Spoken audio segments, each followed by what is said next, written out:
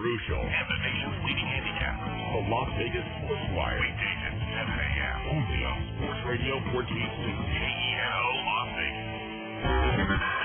This is Las Vegas 51's baseball on Sports Radio 1460. Tomorrow's Dodgers are your Las Vegas 51. 51's baseball is brought to you in part by the Las Vegas Review Journal, Southwest Airlines, and by Cox Communications. Now, here's the voice of the 51s, Russ Langer. And a very hearty good evening to all of you here in Salt Lake City of the Las Vegas 51s as they prepare for their third game of this four-game series against the Anaheim Angels top farm team. That is the Salt Lake Stingers. Good evening, everyone, and this is another glorious evening for baseball in Salt Lake City. Bright sunshine right now. They are watering down the diamond. It's been a great day today. Temperatures in the mid-80s and right now cooling off to about 80. Very balmy here, and some clouds off in the distance beyond the Wasatch Mountain Range are visible from the press box here at Franklin Covey Field. But the fact of the matter is that the clouds really haven't been around except for the Las Vegas 51s, who have lost 4 in a row, including the first 2 games of this series to a team that has the worst record in the Pacific Coast League. The Salt Lake Stingers are 28-46. Even after winning the first 2 games of this series, they have not won a series in 15 consecutive series. But if they win tonight, they will have accomplished that because they won the first 2 games. 51's trying to get a win, which would give them a chance at a split. But it's 1 game at a time, strictly, for the Las Vegas 51s, who come in 31-43. They're tied for third place with Fresno, but a distant 15 games behind Sacramento in the PCL Southern Division. 51s lost the first game here 2 nights ago, a tough one. They were up 5-0 early and ended up losing 8-6. As the bullpen kind of let them down. Last night, Edwin Jackson pitched a good ball game. 6 strong innings, allowing 2 runs earned on 5 hits. He walked 3, struck out 6. At one point, he struck out 6 out of 7 batters. But the Stingers got a good performance from Jason Middlebrook, who briefly pitched for the Las Vegas Stars in 2000. He got the win, and Scott Dunn got his first save of the year. The Stingers out-hit by the 51s 13-10, but they won the ball game anyway, 7-4 last night. Brian Gordon and Will Nieves with home runs in the game, and a 4-run 7th inning broke a 2-2 tie and propelled them on to the victory. Losing pitcher was reliever Giovanni Carrera, who was 0-1 on the year. Tonight, in Game 3, the 51s try to get things turned around behind their talented right-hander Brian Falkenberg, who was 1-2 with a 3.44 ERA. He pitched a very, very good ball game in his last time out. Falkenberg, who was Baltimore property, one time Seattle property also, and had some time earlier this season with the parent Los Angeles Dodgers. Big, tall right-hander will get the start tonight, and he is opposed by Chris Butchek, the perennial, seemingly, prospect for the Angels, who is 4-6 with a 5.72 earned run average entering tonight's contest. Falkenberg's last start was a gem against the Edmonton Trappers at Cashman Field, and he pitched it on Saturday night. He went 6, allowed 2 runs earned on 5 hits, no walks, and 9 strikeouts, the most strikeouts by a starting pitcher for the 51 so far this year. So it's Falkenberg versus Butchek, and that is Game 3 coming up in a little while. One of the things that has highlighted this series has been the promotion for this Salt Lake Ball Club of the extremely talented young third baseman Dallas McPherson. And if you read Baseball America, if you're into the publications, preseason, Street and Smith and all that, discussing up-and-coming rookies, you know about Dallas McPherson. If not, you may very well know about him. If he stays healthy, he could be a very, very good Major League ball player. McPherson putting up monster numbers at AA Arkansas, hitting well over 320 with 20 home runs in only half a season, on a pace to hit 40. And Falkenberg is going to have to face him tonight, as McPherson in his first 2 AAA games here. Well, his first game, he was 3 for 3 with a single, double, and a tape measure home run off Heath Totten. They kept him relatively quiet last night. He did have a sacrifice fly in the 6th inning, which briefly gave the Stingers a lead, but so far he's 3 for 5 with a couple of RBIs in the AAA ranks. McPherson, second-round pick for the Angels a couple of years ago, is a third baseman and was a cadet at the Citadel, and we'll discuss how the training to become a cadet has made him a good ball player, and what he thinks about his current situation here, why he has done so well, and about his experience facing Randy Johnson on a rehab assignment last year, and what happened when McPherson accidentally shot himself with a BB gun, and how he's able to get around that. Dallas McPherson, at Prospect Deluxe for the Angels. Our guest in the pregame show. Back to chat with him right after this. As temperatures rise, so do your chances for car trouble. Help meet the demands of summer driving by taking your General Motors vehicle to an expert, Cadillac of Las Vegas. Let Cadillac of Las Vegas give your car a seasonal checkup to make sure it's ready for virtually anything summer can dish out. Cadillac of Las Vegas is your GM Goodrich Service Center, featuring GM-certified technicians, advanced diagnostic equipment, and genuine GM parts. So stop by your GM Goodrich Service Center, Cadillac of Las Vegas at 2711 East Sahara in Las Vegas, and keep yourself and your car cool this summer. Hello? Hello, this is Ted from the State Lottery Commission. Congratulations, you're one of our winners. The lottery? I won the lottery? Oh my gosh, for how much? See, that's the crazy part. It turns out we had so many winners, your share came out to exactly, $2.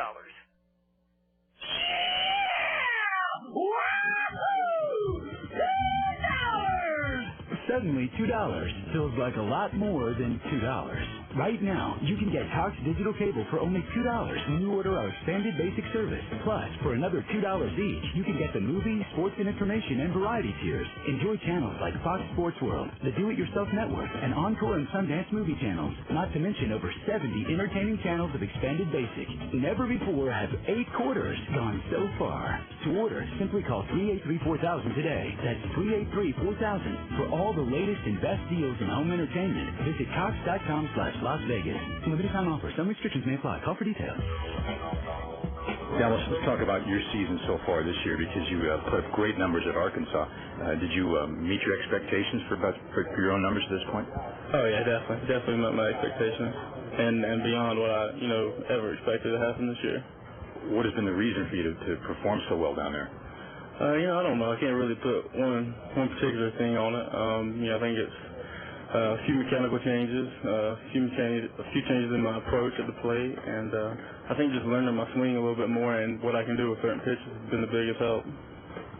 And who along the way has been some of the either players or coaches or managers or other people beyond the game of baseball who have helped you develop to this point? Oh, well, definitely my dad up to pro ball. Definitely been the reason for my success in baseball, through high school and college, and then since I've been in pro ball with Todd Takeyoshi, the AA hitting coach now, it's probably been the biggest influence hitting-wise for me. Visiting with Dallas McPherson today on the pregame show, third base prospect for the Anaheim Angels. Dallas, your first AAA game here, day before yesterday. Not a bad debut with 3 hits, including a very long homer in center field. Yeah, it was a lot of fun. It was great to be up here and great to get to play in this nice ballpark with a great bunch of guys. How much of a surprise was it for you to get called up to AAA at the halfway point? I was looking forward to it. I was hoping that it was going to happen, and I'm just glad they gave me the opportunity. Now you have an interesting background. You were a cadet at the Citadel. What was that training like? Rigorous, very structured environment. Everything's on time. Not a lot of free time, not a lot of things to do outside of going to class and practicing baseball. So very structured, very structured. Has that helped you in your development in the game? Definitely. I think it's definitely helped my work ethic and the way I handle myself on and off the field. There was an incident that I heard about. I want you to give me an idea about it. With a BB gun, where you shot yourself, but you didn't miss a day. Is that right? Yeah, I was out in the backyard of my host family's house last year, just doing a little target practice. The gun was a little shorter than I thought, than I was used to. My hand got around the end, and I shot myself right in the finger. But you didn't miss a day. No, I just wrapped it up. I had to get it removed and taped up, and kept playing. I had to hold my finger off the bat for a while. All right, now let's talk more about more recent times. I know that you had a chance to face Randy Johnson a couple of times in a rehab appearance, and you hit a double and a home run. What was it like facing him? It was weird, especially that first time you walk up to the plate and look out there and you see Randy Johnson. You feel like you're on PlayStation, So it was definitely weird to start with. And it took a few pitches to get used to. And you managed to hit a home run one of the times. Yeah, I got ahead in the count, 2-0, and I knew he was throwing a fastball. He just, left it out over the plate. Now, from what I understand, the third time up, he hit you. Third time I got another hit, and then the fourth time, my last time up, he hit me. Yeah. Where did he get you? Just make my shirt. Okay, and then you went and stole second. Was that kind of a statement right there? No, that's not what everybody made it out to be. It was, I knew he was on rehab. He wasn't paying attention to, base runners. It was 2 outs. I was just trying to get in scoring position. All right, Dallas, I appreciate it very much. Thanks for the time. No problem. Thank you. Dallas McPherson, our guest in the pregame show today, will return to Salt Lake's Franklin Covey Field to look at the starting lineups coming up next. That's right after this. Thank you, Diane. That's quite a story. Well, thanks, Bob. Now, let's turn the time over to Steve with our 5-day forecast. Steve, what's coming down the pike? Well, Bob and Diane, it looks like we have quite a wholesome week ahead in the western region of the Cereal Bowl. Right here, things are looking pretty creamy. But wait, here comes a cold front. Looks refreshing. Precipitation from the North Gallant should drench a delicious 3 inches. Oh, and the next day, we get a great big homogenized whole milk storm sweeping in. It should make for great recipes on the weekend with a lot of sour cream on top. But that's all right because we could use the calcium. Meadow Gold Dairy. Skim, 2% whole and chocolate milk, as well as cottage cheese and sour cream are so fresh and delicious, they might leave you a little bit distracted. What does the milk hold for next week? Should be chocolate from here on out. Back to you, Diane. Sounds delicious, Steve. Very good, Diane. Oh, way to milk it, Bob. Meadow Gold Dairy. Got something fresh on your mind? Planning on vacationing with a family on a road trip? Let the outstanding GM Goodwrench Service Department at Desert GMC Buick help you to get out of town, not into trouble. Desert GMC Buick has been rated #1 in customer service satisfaction in Nevada with the latest diagnostic equipment, GM-certified technicians, and genuine GM parts. So be sure your car is ready for that out-of-town trip. Come visit your GM Goodwrench Service Center, Desert GMC Buick at 6400 West Sahara in Las Vegas. Great service is something to be thankful for, and you'll find it at Desert GMC Buick. Back once again here in Salt Lake City. And let's check the starting lineups. There's a little white snake here over the PA system at Franklin Covey Field. For the Vegas 51s, managed by Terry Kennedy, a record of 31-43. Leading off in center field is Nick Theodoro. Batting second to shortstop is Jose Flores. In the third spot, left fielder Chin Feng Chen. Batting cleanup for the 51s is the designated hitter Luis Garcia. In the fifth spot, first baseman Brian Myro. Hitting sixth to third base is Rick Bell. In the seventh spot, the right fielder is Eric Riggs. Hitting eighth at second base, Joe Thurston. And batting ninth and catching will be Ryan Kellner. On the mound for the 51s, the tall righty Brian Falkenberg. 1-2, a 3.44 ERA. This will be his fifth game and his third start for the Las Vegas 51s. For the home team, Salt Lake Stingers, managed by Mike Brumley. They are 28-46. Leading off at shortstop with Casey Smith. Batting second is the switch-hitting center fielder Zach Sorensen, having a good series so far. In the third spot is first baseman Casey Kochman. Batting cleanup, our pregame guest, the very talented youngster, third baseman Dallas McPherson. Hitting fifth is a former Las Vegas star, the designated hitter tonight for Salt Lake, Jake Thrower. Hitting sixth in right field is Brian Gordon. In the seventh position for Salt Lake is the catcher Will Nieves. Batting eighth, playing left field, making his first appearance in the series, is Gary Johnson, hitting eighth and left. And batting ninth and playing second base, the left-handed hit swinging Brian Speck, who, despite the fact that he's been batting ninth throughout the series, has been doing very, very well. He's got 4 hits in the series. In 7 bats, 2 of those bunt singles, and scored a couple of clutch runs for the Salt Lake Stingers.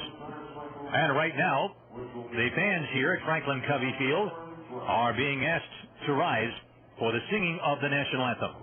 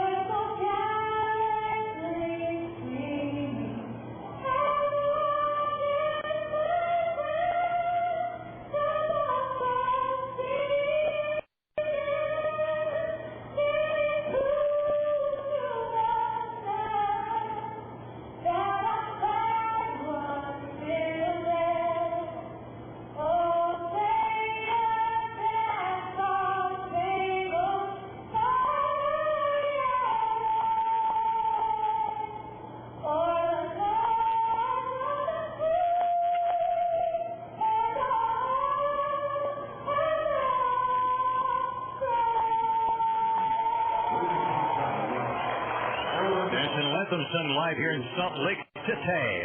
We'll take one more 60-second break, and we'll return with the first pitch of the ball game right after this. Hey, 51 fans, hurry into your local Sure Tire retailer for a wide selection of Goodyear brand tires, plus other great brands like Dunlop and Republic. And for a limited time, get a $25 credit with a $250 to $599 purchase on your new Goodyear card account. Purchase over $600 and get a $50 credit. Offer ends July 5th. But tires aren't all we do. At Sure Tire, we can take care of your automotive service needs as well. Brakes, oil changes, alignments, and more, all at discount prices. Stop by right now for oil, lube, and filter service for just $12.95. It's a deal that just can't be beat. It's no wonder why Sure Tire is the one-stop shop for all your tire and service needs. Visit your local Sure Tire retailer today or call 1-800-GOODYEAR. That's 1-800-GOODYEAR. So remember, for all your automotive service needs, brakes, oil changes, alignments, and more, all at discount prices, the place to go is Sure Tire. Welcome back, friends, to Salt Lake City.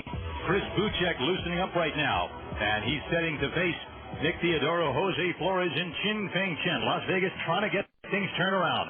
They've lost 4 in a row, and the road has been very, very unkind to the Las Vegas 51s of late. Of their last 16 road games, they have managed to win only 13 of them, or rather only 3 of them, and they've lost the other 13. So the 51s trying to get things squared away on the road, and Chris Buchek standing in their way tonight.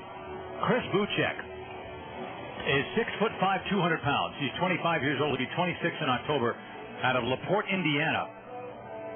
Comes in with 4 wins and 6 losses. A 5.72 earned run average for Buchek coming in. Buchek's last start was against the Tucson Sidewinders here, and it was a good game. He pitched on Saturday, had no decision, but certainly pitched well enough to win 8 1/3 innings. 3 runs earned on 7 hits, 2 walks, 5 strikeouts. He won the start before that against Tacoma with 7 innings, giving up only 2 hits and 4 runs.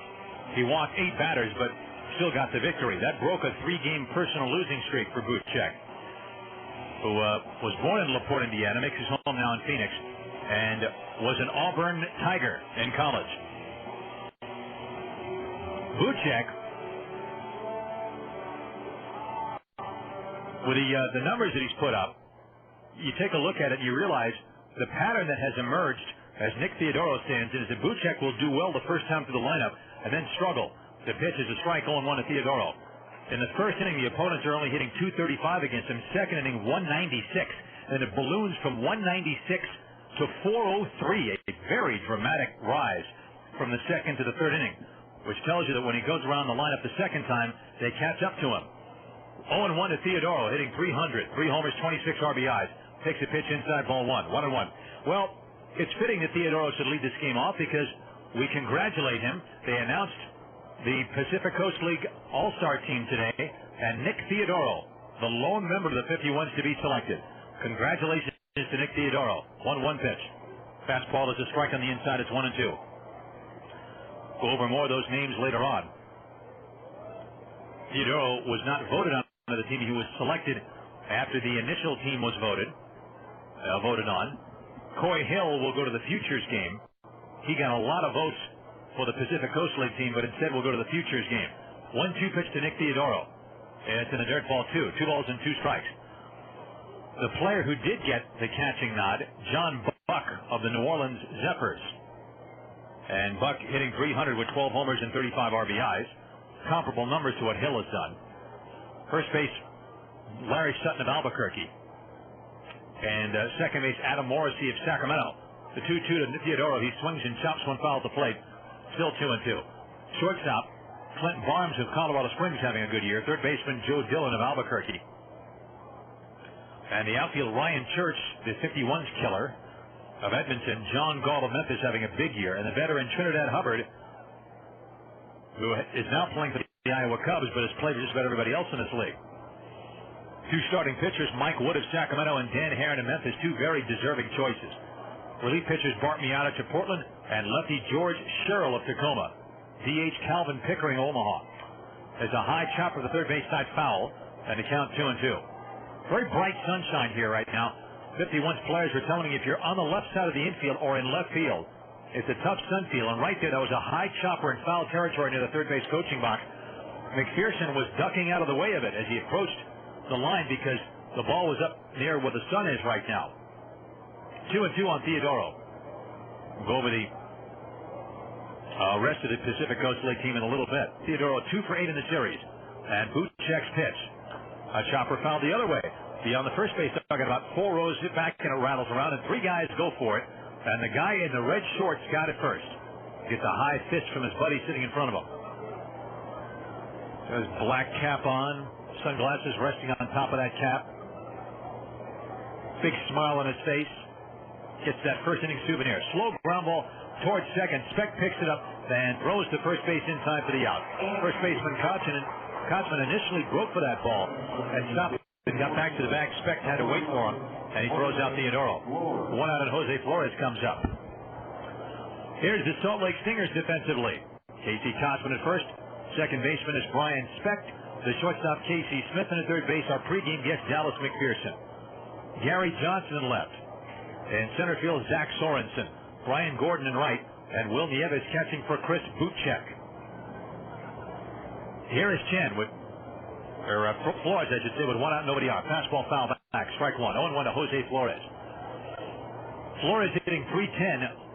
He's got 3 home runs and 25 runs batted in. He did not play in the first game of the series. Played yesterday and was 1 for 4. Jose Flores, former Sacramento River Cat. 0-1 the count. Buchek rocks at the 0-1 pitch. That breaking ball is low. It's 1-1. Other players, there are 2 other catchers chosen. PCL, Craig Ansman of Tucson, Danny Ardois of Oklahoma. Other infielders, Eric Almonte of Colorado Springs, Brian Dallimore, Las Vegas native from Fresno, has a high fly ball to left field, tough sun. Johnson was going out, he has to come in hard, and he can't get it. He dives, and the ball is behind him. Sorensen picks it up, and Flores safe at second base. Very tough sun, as I was saying. And Johnson broke back on the ball and realized it was in front of him, came racing in. A diving effort, he could not get there. Should be a sun double, and it is. A sun double for Jose Flores. Ball that normally is going to be caught. And the batter's Chen, the left fielder. Bucky Jacobson of Tacoma also chosen, along with Steve Neal of Tucson.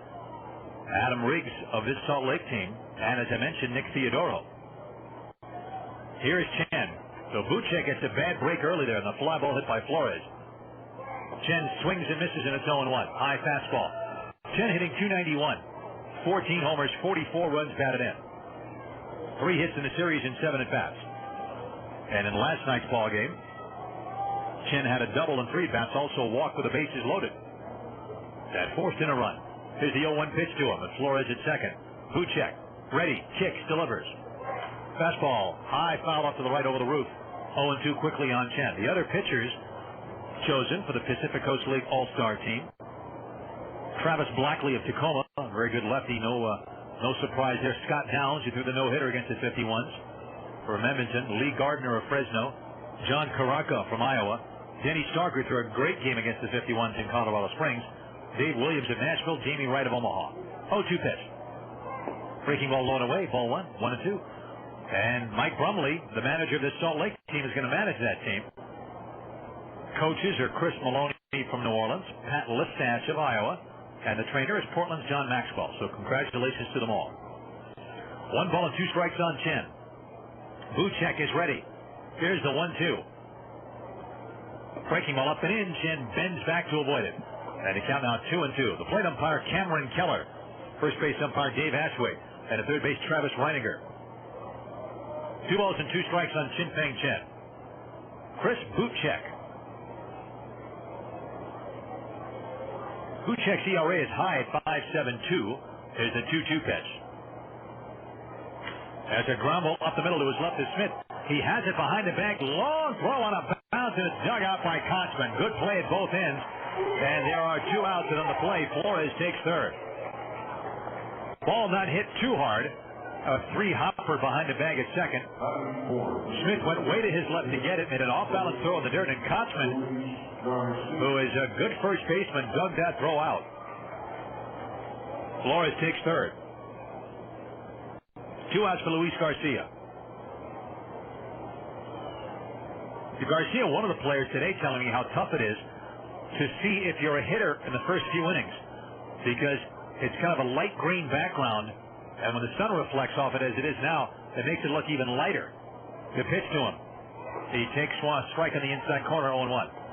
And he said, plus you're standing in shadows at the plate, which Garcia is now, and you're looking at it as a pitcher. The pitcher is standing in shadows, but right behind him, that's where the sunshine begins. It's tough. Tough visibility. 0-1 on Garcia, hitting .300. 20 home runs, 49 runs batted in. He has 2 home runs in the series. The 0-1 pitch. Fastball is inside. It's now 1-1.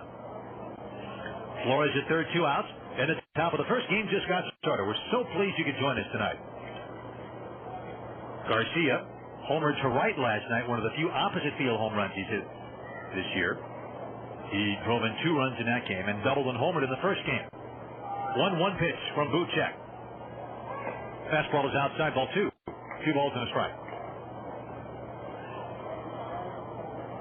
Brian Myro is on deck. I'll talk more about the All-Star team, and the International League announced its team yesterday. A lot of veteran players, no question about it, on both teams, especially the International League. Here's a 2-1 to Garcia. There's a hard grounder up the middle. Backhanded by Speck. The second baseman straightens up and throws him out. That's a great play by Brian Speck to take a hit and an RBI away from Luis Garcia. That's a terrific play. So the middle infield coming up big defensively for Salt Lake. Smith's play on Chen's ground ball, and Garcia hit that ball hard. Speck had to go way to his right to get it and planted and threw out Garcia. 51s are turned away. No runs on a hit. The Flores Sun double. No errors and 1 left, and at the end of half an inning of play, Las Vegas nothing. Salt Lake against Brian Falkenberg coming up. Okay, well, let me get this straight. Your car flies off a cliff and into the ocean? Off a cliff into the ocean. And you pushed it over? I didn't push. I leaned. It was an accident. You leaned? I leaned up against the bumper. Why? Why would you do that? Kate wanted my picture.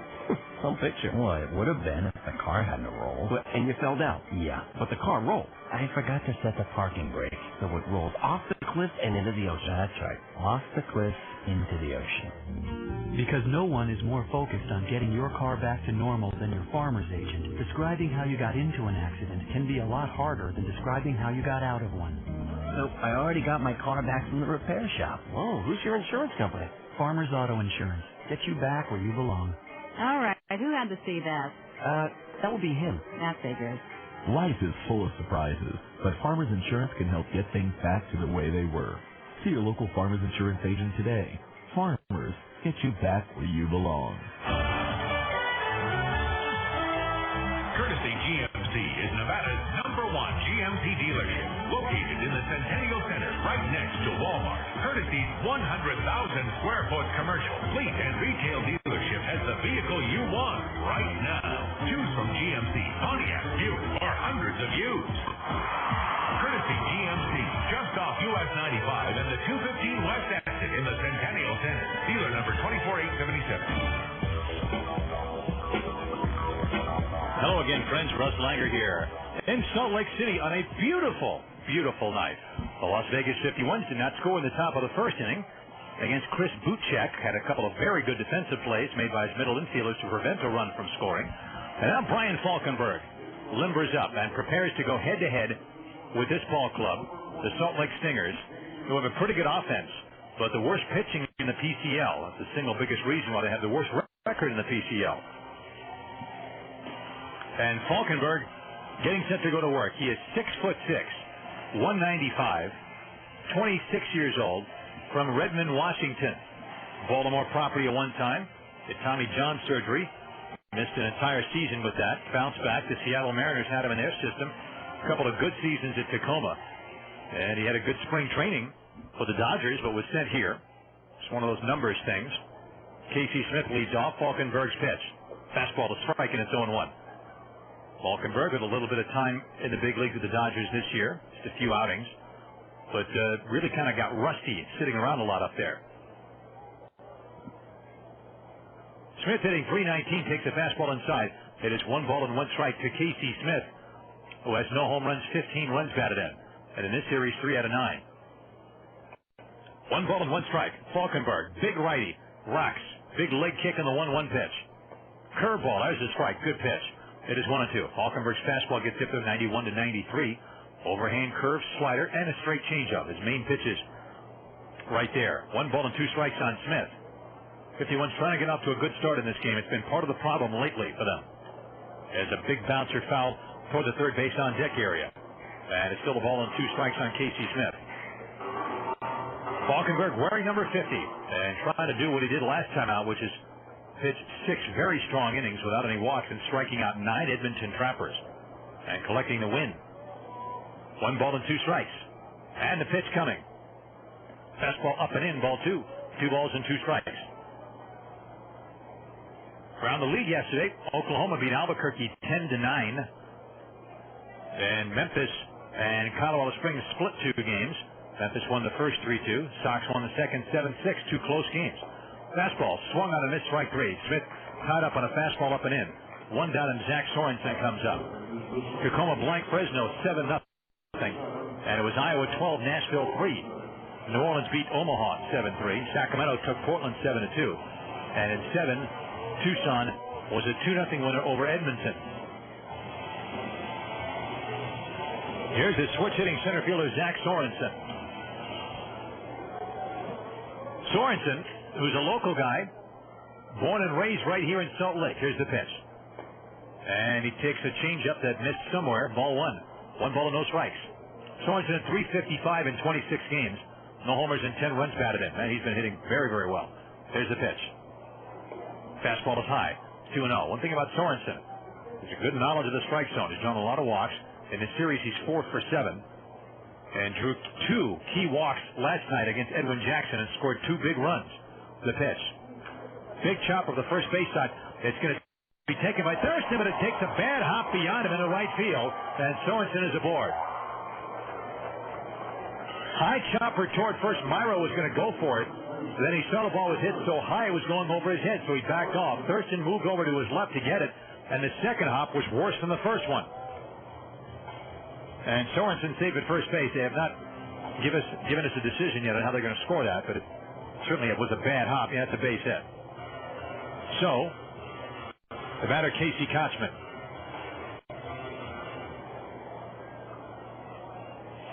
One on, one out for Kochman. And Falkenberg gets set. Sorensen can run well. Fastball is low and outside, ball 1. 1-0 to Kochman. Sorensen at first base with a total of 7 steals, and he's been caught twice. And he's stolen 3 bases in this series. 1-0 to count to Kochman. Good left-handed batter. Hitting .357 since he arrived here. And Falkenberg steps off. Kochman's father, Tom, a scout for the Angels, and also the manager of their team in Provo, which had its opener last night. They won the game 12-11, and I don't know if you heard about this, but the fellow who was out there to throw out the first pitch slipped and broke his leg on the mound. How about that? There's the 1-0 pitch. Outside ball 2, 2-0. Talk about a freak injury. Be dangerous throwing out the first pitch. 2-0 on Casey Kochman. Kochman in the series 2 out of 8. Had a lot of big league time this year with the Angels with the many injuries that they had. He's only played in 12 games here. 1 home run, 10 runs batted in. Strong left-handed batter. Sorensen is first base, 1 gone in the bottom of the first inning. And Falkenberg's pitch. Line drive over a leaping Thurston into right center for a base hit. Over to get it is Riggs. On his way to third is Sorensen. On his way to second is Kochman. The throw, he is safe.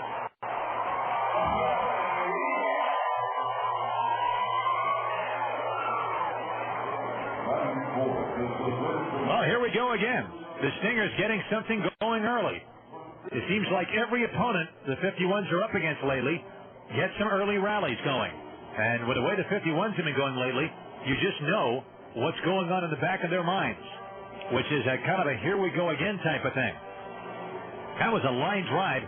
Thurston, a good effort going up for it, but he couldn't get it.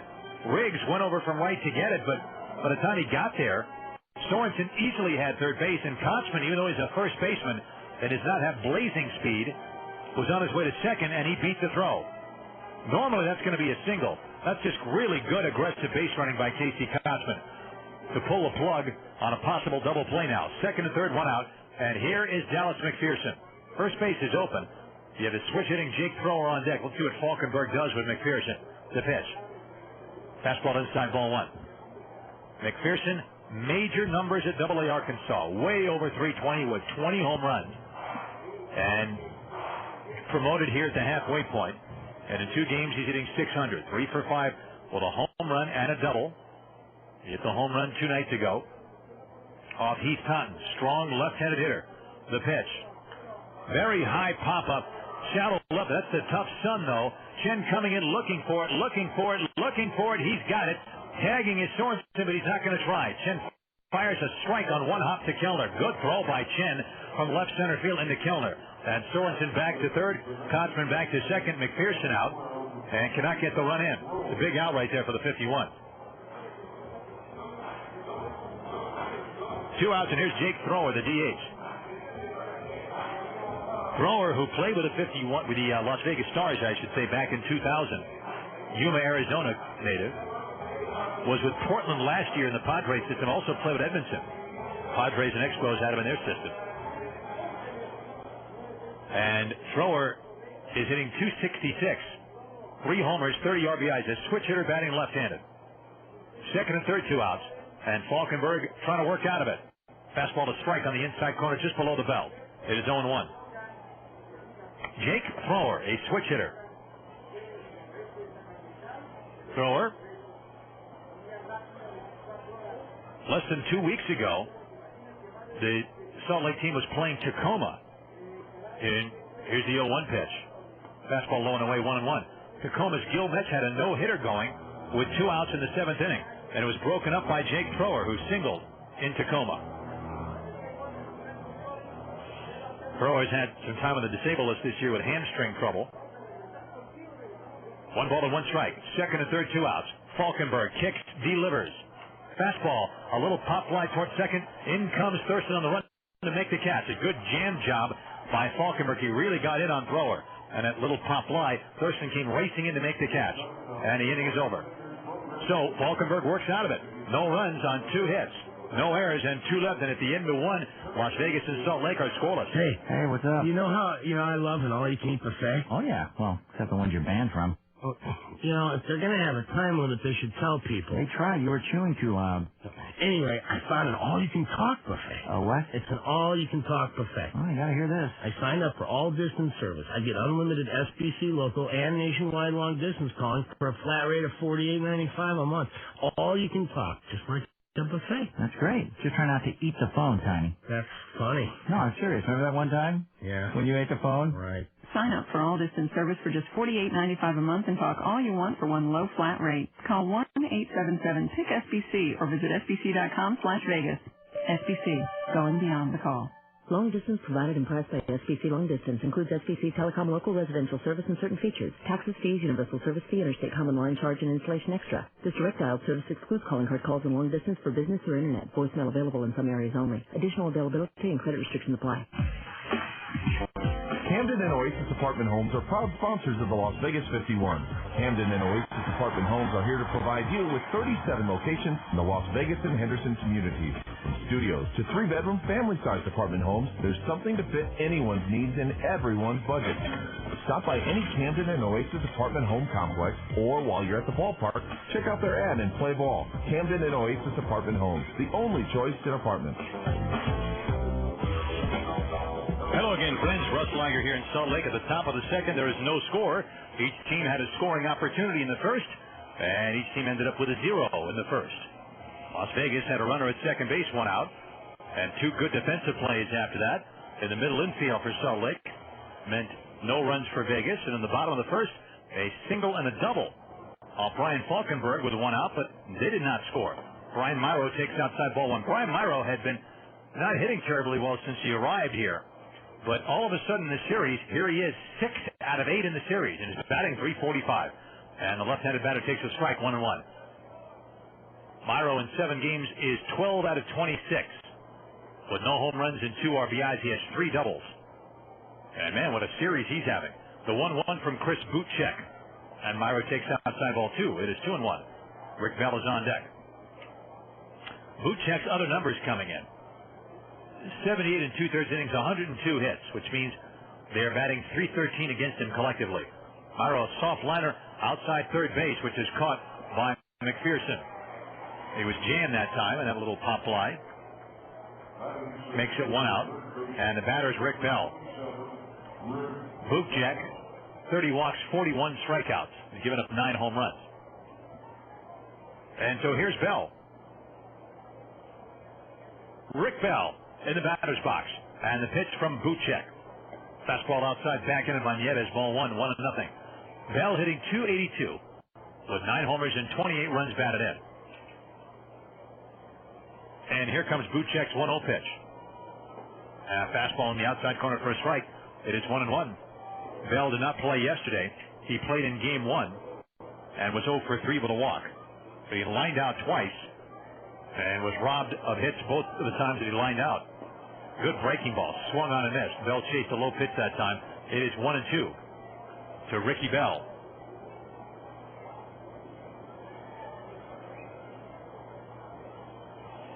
Now, here's the 1-2 from Butchek. And another good breaking ball. Swung on and missed, strike 3. Butchek gets his first strikeout. 2 outs in the big, his second. That brings up Eric Riggs. Butchek's big league time, well, it was brief in 2003 for Anaheim. After going 8-9 for Salt Lake with a 4.25 ERA, mostly as a starter, he had 3 complete games. He got to Anaheim, made 1 start, 3 relief appearances for a total of 4 outings. 0-1 with an ERA of 9.5. That's a fast strike at the knees, 0-1 to Riggs. Butchek, the Angels' first-round pick, the 20th overall pick in the 2000 draft. Out of Auburn University, the 0-1 to Riggs. He takes low, 1-1. Eric Riggs hitting .226. 2 homers and 5 runs batted in. Trying to get going after spending close to 2 months on the disabled list with a broken bone in his hand. Did not play in game 1. He played last night 0 for 4 with 2 strikeouts. Was Riggs. 1-1 pitch. Fastball got it foul outside first, and the count is now 1 ball and 2 strikes.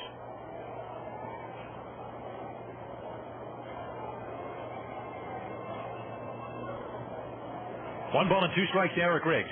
George Hendrick, coaching at first base, has the ball and is walking it over to a youngster and hands it over to a very young fan near the first base box seats area. That away, George. Pitch is low and outside, ball 2. 2 balls and 2 strikes. Terry Kennedy, the skipper, coaching at third base. 2-2 to count to Eric Riggs. Joe Thurston on deck, and Butchek back with a 2-2. Fastball is low. It is 3-2. The switch-hitting Riggs stepping in with a full count as Butchek check signs with the veteran catcher Will Nieves. And here's the payoff. Fastball, a high foul outside third. Here comes McPherson. Does he have room? He's near the railing. He's got a good play by McPherson. He had about 2 feet to spare. And he almost bumped into Eric Knott in the dugout. Nice play by McPherson. The 51's go in order in the second. We go to the bottom of the second, and at the end of an inning and a half, there is no score.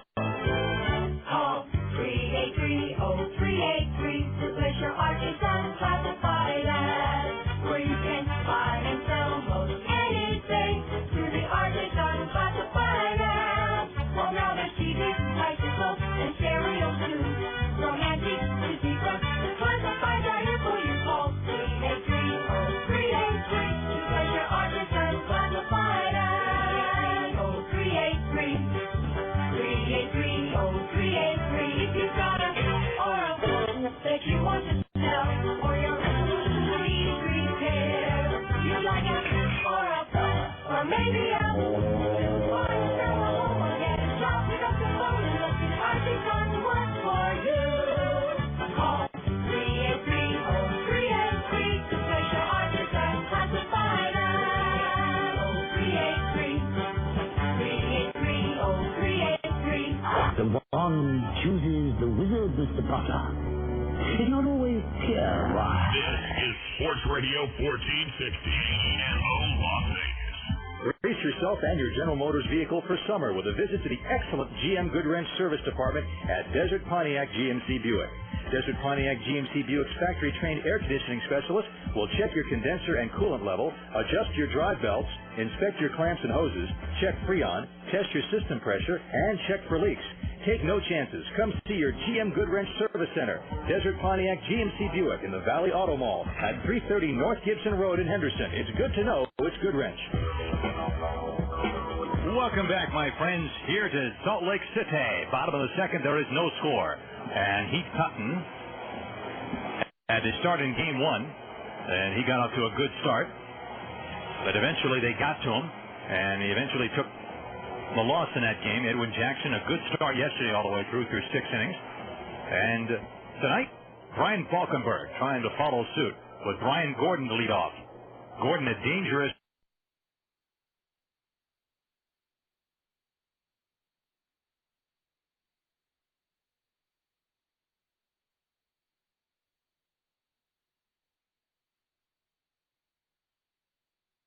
left-handed hitting right fielder, former Tucson Sidewinder, a good ball player.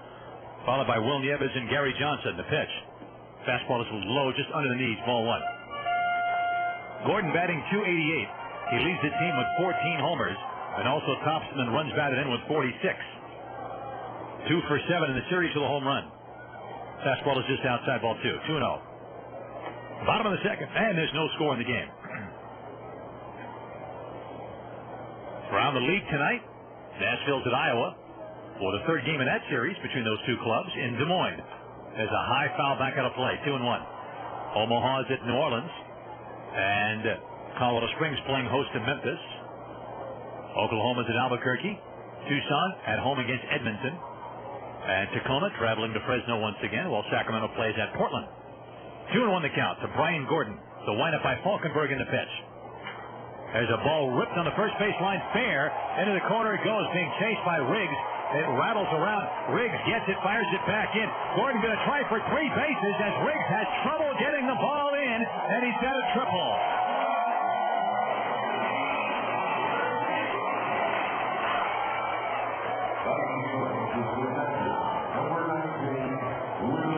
Line drive just fair. It nearly kicked up chalk, as a matter of fact.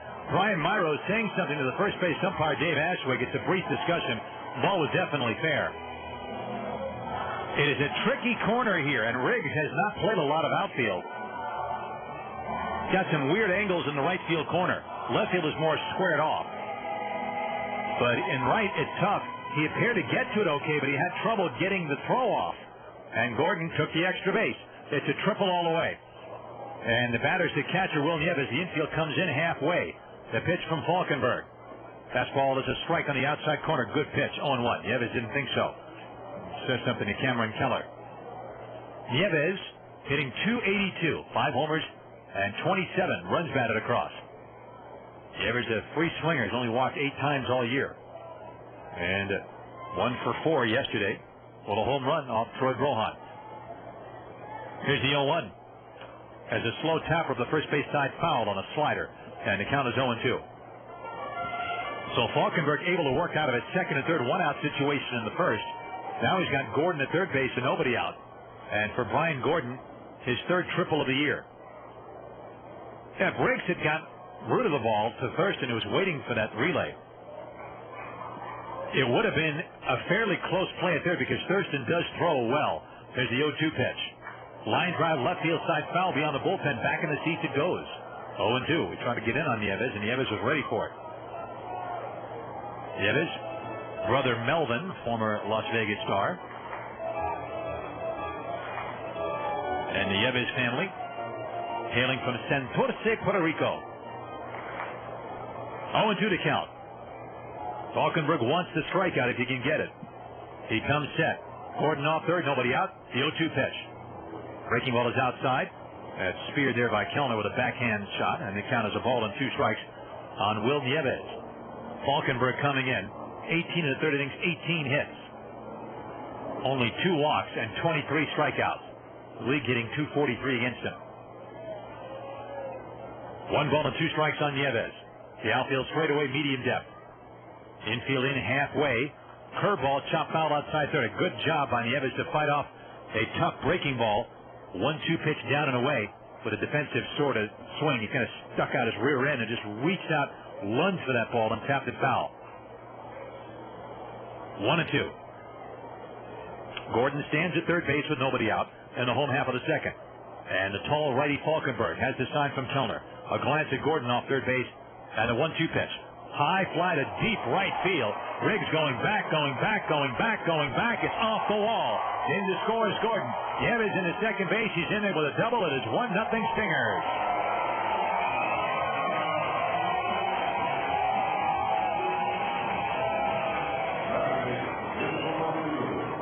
Boy, that is a really, really quality at bat by Will Nieves, a veteran who hit .283 here last year.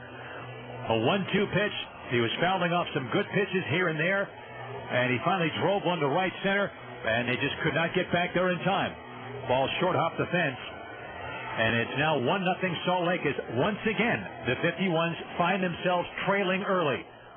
And now Nieves at second base with nobody out. The batter's the left fielder Gary Johnson. So Falkenberg, as Johnson takes a fastball up and away ball one, has faced 7 hitters and allowed 4 hits. A bad hop single, 2 legitimate doubles, and a very legitimate triple. Gary Johnson playing for the first time in the series, left-handed hitting outfielder at .259, 4 homers, 24 RBIs. Change-up, a tapper slowly towards second, charged by Thurston. He's got it, and flips to Myro in time for the out. But Johnson does his job. He gets Nieves over to third base with 1 out. 1 out in the batters is second baseman Brian Specht.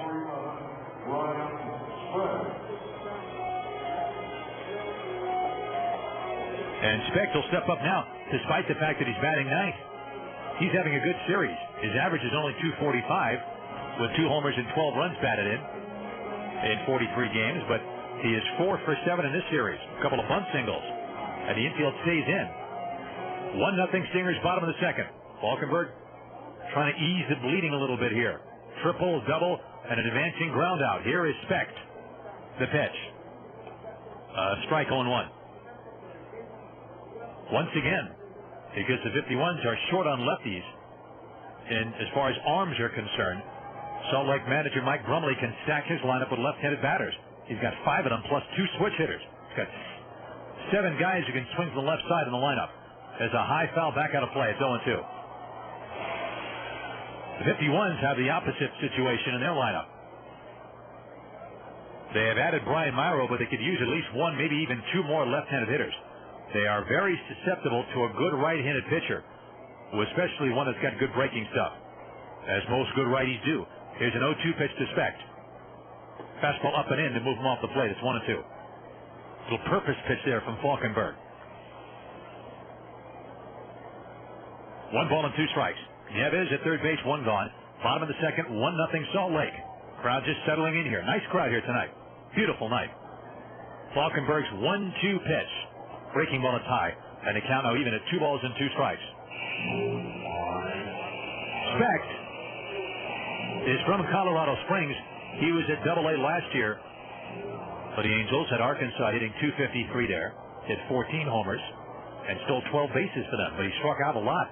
There's the 2-2, and he strikes out here on a breaking ball. Big strikeout for Falkenberg. That's the second out of the inning, and his second strikeout. The infield can back up. Nieves at third with 2 outs, and the batter's Casey Smith, who opened things by striking out in the first.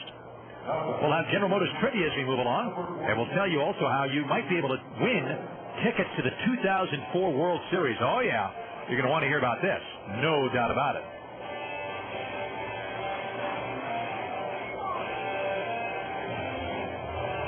All right. Here's Casey Smith, the right-handed hitting shortstop to face Falkenberg. Smith out of Ashburn, Alabama, takes a pitch, low ball 1. 1-0 to count. Nieves at third base with 2 gone.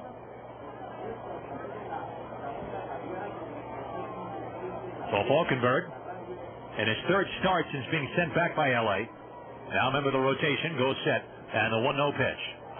Chopper up the third base side, foul into the third base dugout. Hits the screen in front of the dugout. Even a count of 1 ball and 1 strike. This ballpark opened 10 years ago. Was the crown jewel of the league, drawing throngs of people here. They're now 7th in the league in attendance.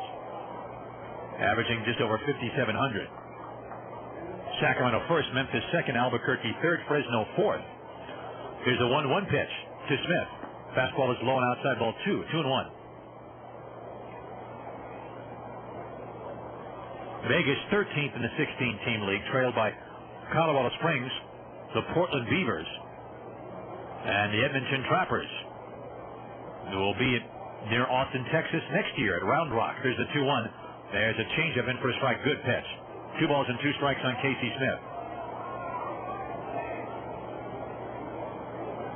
Oklahoma, that's a very nice ballpark, but they've really slipped in attendance the last few years. They're slightly ahead of Salt Lake, but it's very close. Here's a 2-2 pitch. Fastball in the inside corner, strike 3 call. Good pitch to Freeze Smith. Falkenberg gets his third strikeout, and he strikes out Specht and Smith with Nieves at third base. Smith is upset. He says a few choice words to Cameron Keller, takes his helmet and his gloves off, and storms away. So Smith has struck out twice. The Stingers, though, do get a run, and a good job by Falkenberg after the RBI double by Nieves. He was at second with nobody out, and he does not score. 1 run on 2 hits. No errors and 1 left, and at the end of 2, Salt Lake 1, the 51's nothing. What's cool? Strutting into a downtown Las Vegas classic like you own the joint. Hitting the casino for some gambling, like it used to be.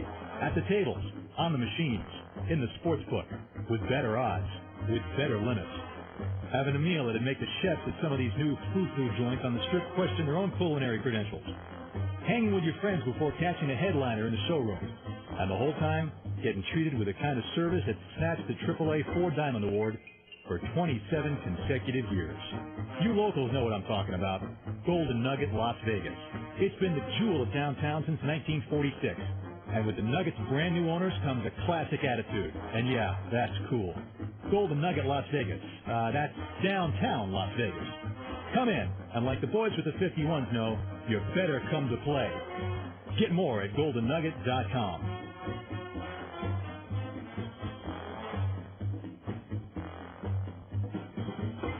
Today we're talking with some longtime family members of American Family Insurance. I stuck with American Family because I all treated right. Very good company, no kidding. If we didn't love them as much as we do, we wouldn't be with them. Well, you guys know the American Family jingle, don't you? American Family Insurance. All your protection under one roof. American Family Insurance. See the yellow pages or visit amfam.com for the American Family agent nearest you. Back here in Salt Lake after 2, the Stingers lead the 51s by a score of 1-0. And it's the 8-9-1 51s against Chris Buchek here in the third. That's Joe Thurston, Ryan Kellner, and Nick Theodoro. Thurston hits a chopper foul outside first, strike 1, 0-1. Thurston trying to get it going at the plate. He's been playing well defensively, but at the plate hitting only .218 in 43 games. A very un-Thurston-like average. 1 homer and 10 RBIs. Got 2 hits in this series in 7 bats. 0-1 to Thurston, and Buchek's pitch. A drag bunt at the first base side, nicely done. Over to pick it up, Kotsman, and he is not going to get Thurston, who dives into first base safely. Beautifully executed drag bunt single by Joe Thurston. You cannot lay down a better drag bunt than that. Buchek off the mound to try to get it. Kotsman came in to get it. It was dying on the grass about 10 feet in the fair territory.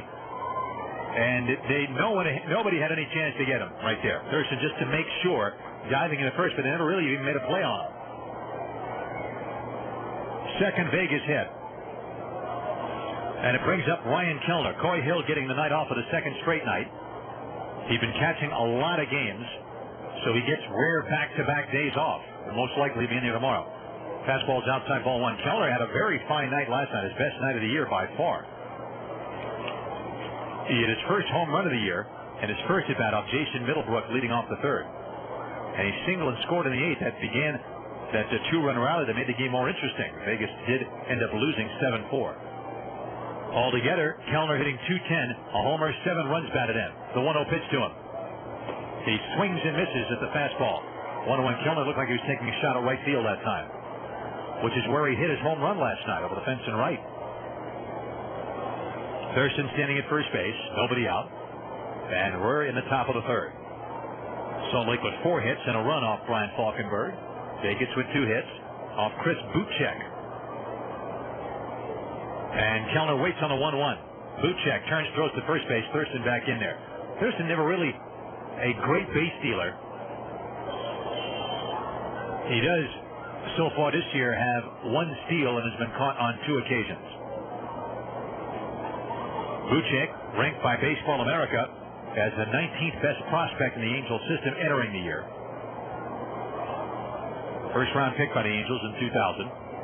Fastball inside to the rib cage of Kellner, who backs away. Ball 2, 2-1. Buchek reached the big leagues last September when Ramon Ortiz was on bereavement leave because of his father's death. And Buchek, whose father Dan pitched in the Tigers system in the 1970s but never reached the majors, has not yet lived up to the projections he had coming out of Auburn as that first-round pick 4 years ago. There goes Thurston. Hit, run, ground ball, base hit, right field by Kellner. Thurston turns, heads for third base as Gordon gets it back in, and the 51s are in business.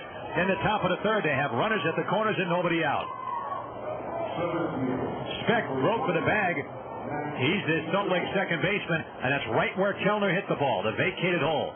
So Terry Kennedy flashing the hit-and-run sign, and Kellner executes it perfectly. First and third, nobody out. That's 3 Vegas hits. And the batter's Theodoro, who grounded out to second, open up the game. Nice job by Ryan Kellner. He's now 3 for 5 in the series. 51's trying to get it done with a couple of their better hitters on the bench tonight, just for rest's sake. Coy Hill, one of them. Although Kellner, as I said, doing very well last night and so far tonight. And Antonio Perez is just taking the night off. Here is Theodoro. Buchek in his first mess.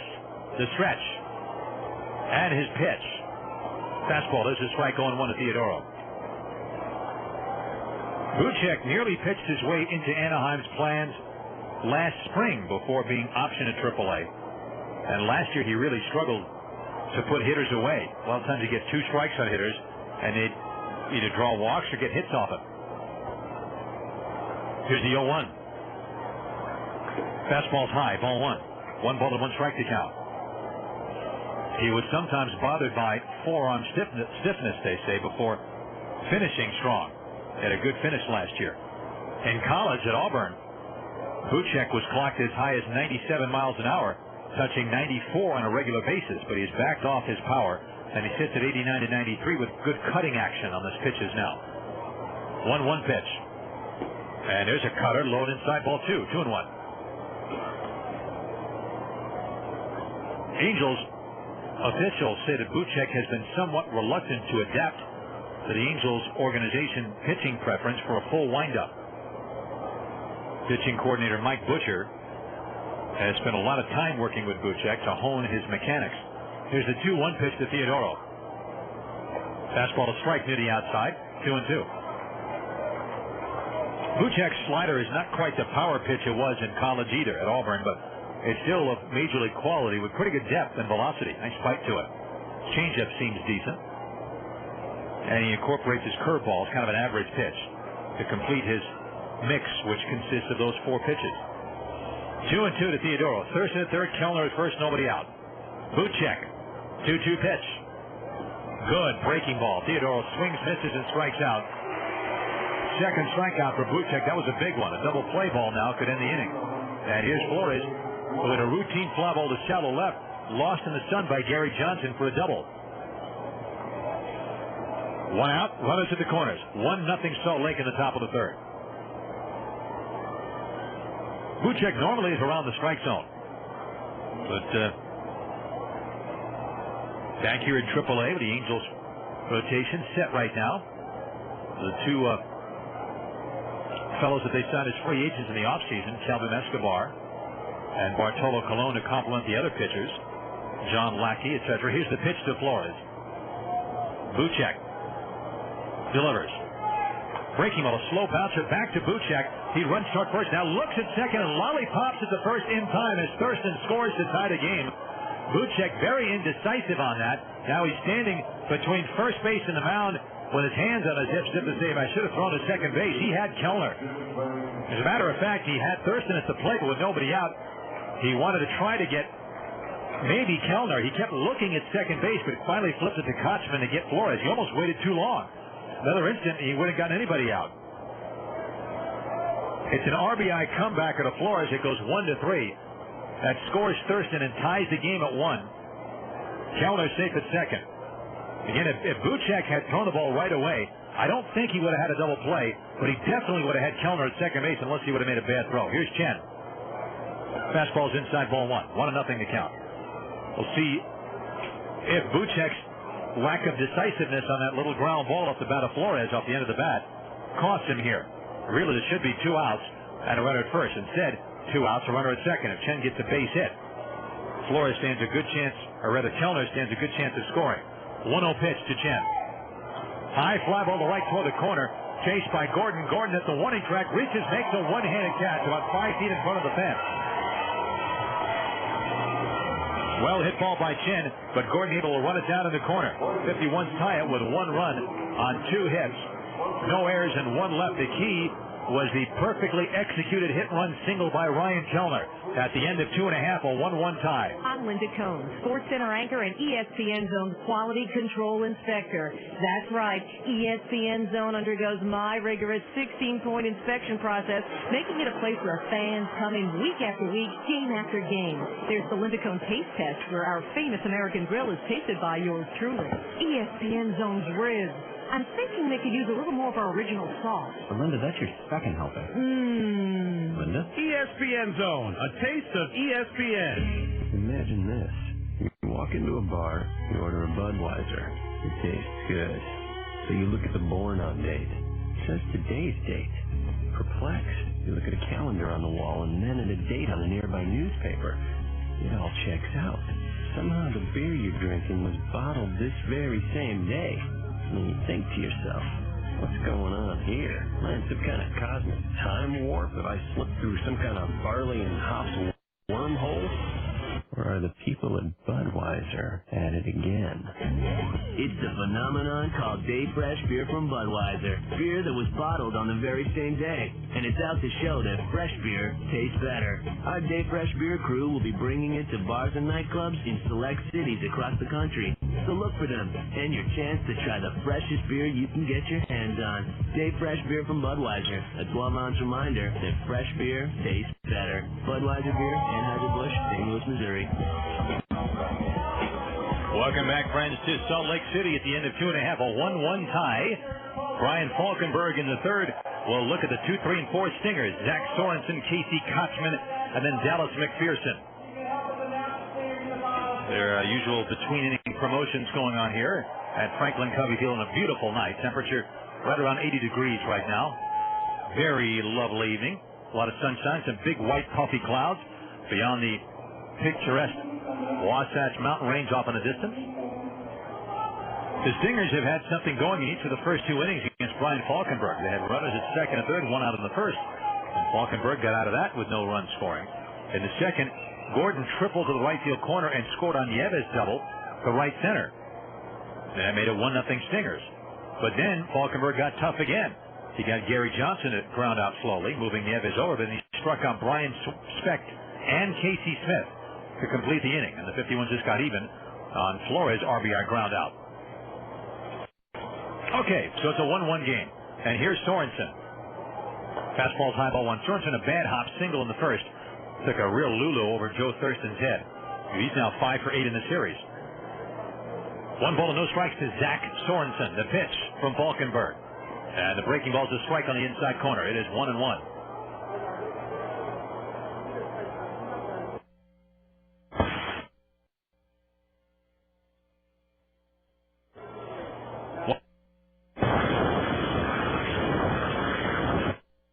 Makes the count 1.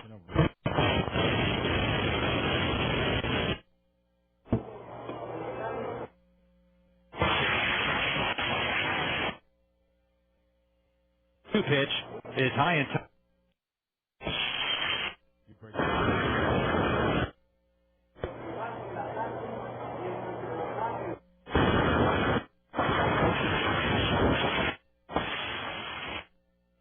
Two pitch is a high fly ball to left center field.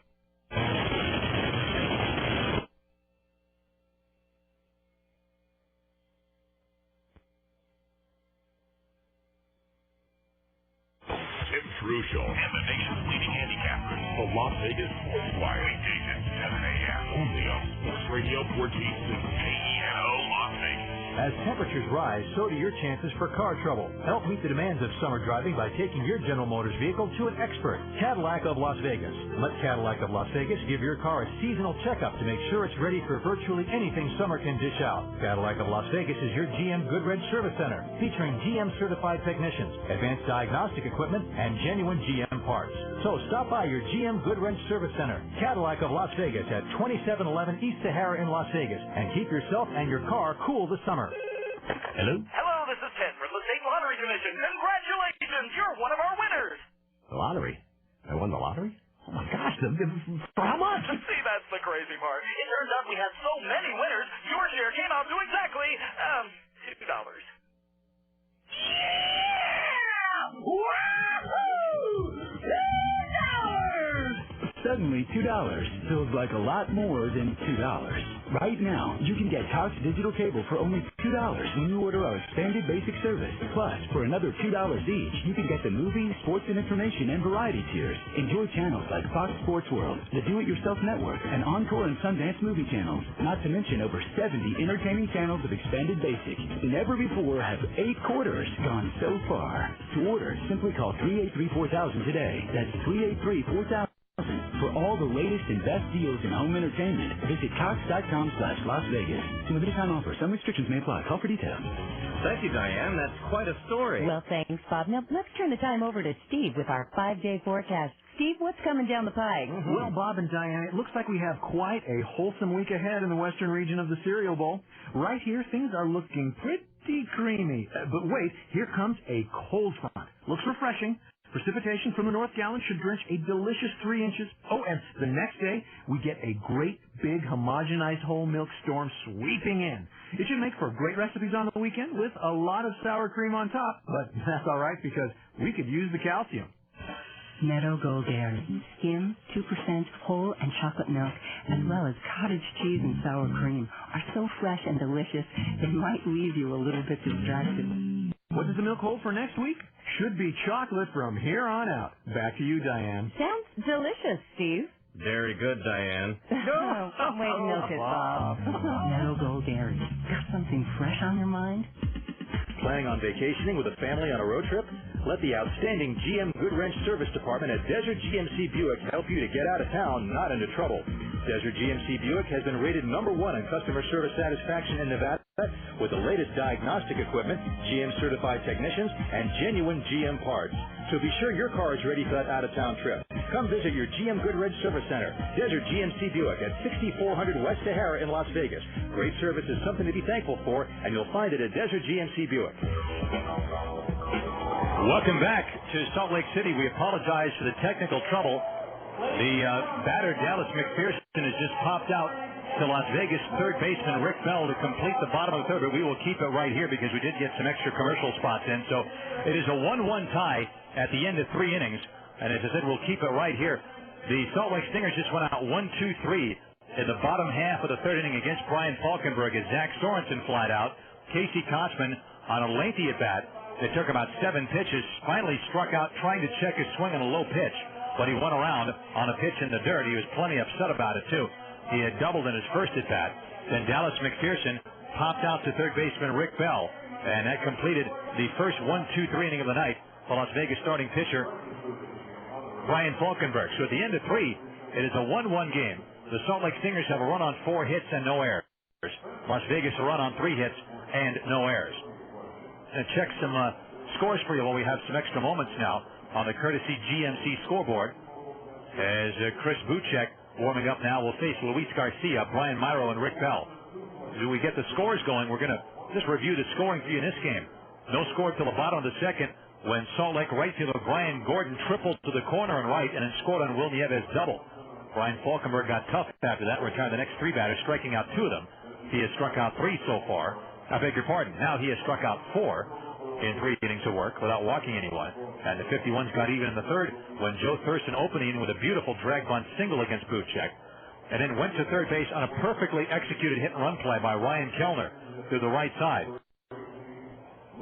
After Nick Theodoro struck out Jose Flores, a slow bouncer back to the mound, and on the play, Thurston scored. And Chen flat out to right to complete the inning. So now we're in the top of the fourth, game tied at 1.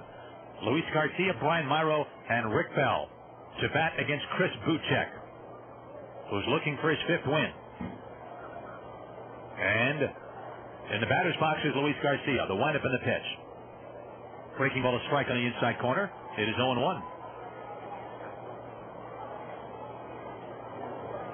1 strike on Garcia. Garcia robbed of a hit and an RBI in the first inning, and a fine play by second baseman Brian Specht. Pitches inside. It is a ball and a strike. He had a hard ground ball to the right of second base, and Specht went way to his right to backhand it, straightened up and threw him out with Flores at third base and 2 out. There was a run-saving play. Nobody on, nobody out. Here's the 1-1 pitch to Garcia. Fastball is inside, ball 2, 2-1.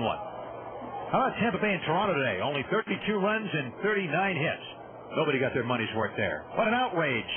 Tampa Bay won the game 19-13. Their 13th win in the last 14 games. Pitch in the dirt, 3-1 to Luis Garcia. John Halama got the win. He's 4-1 over Ted Lilly, who is 6-4. Tampa Bay had their 12-game winning streak broken last night. A tough loss, 2-1 and 10.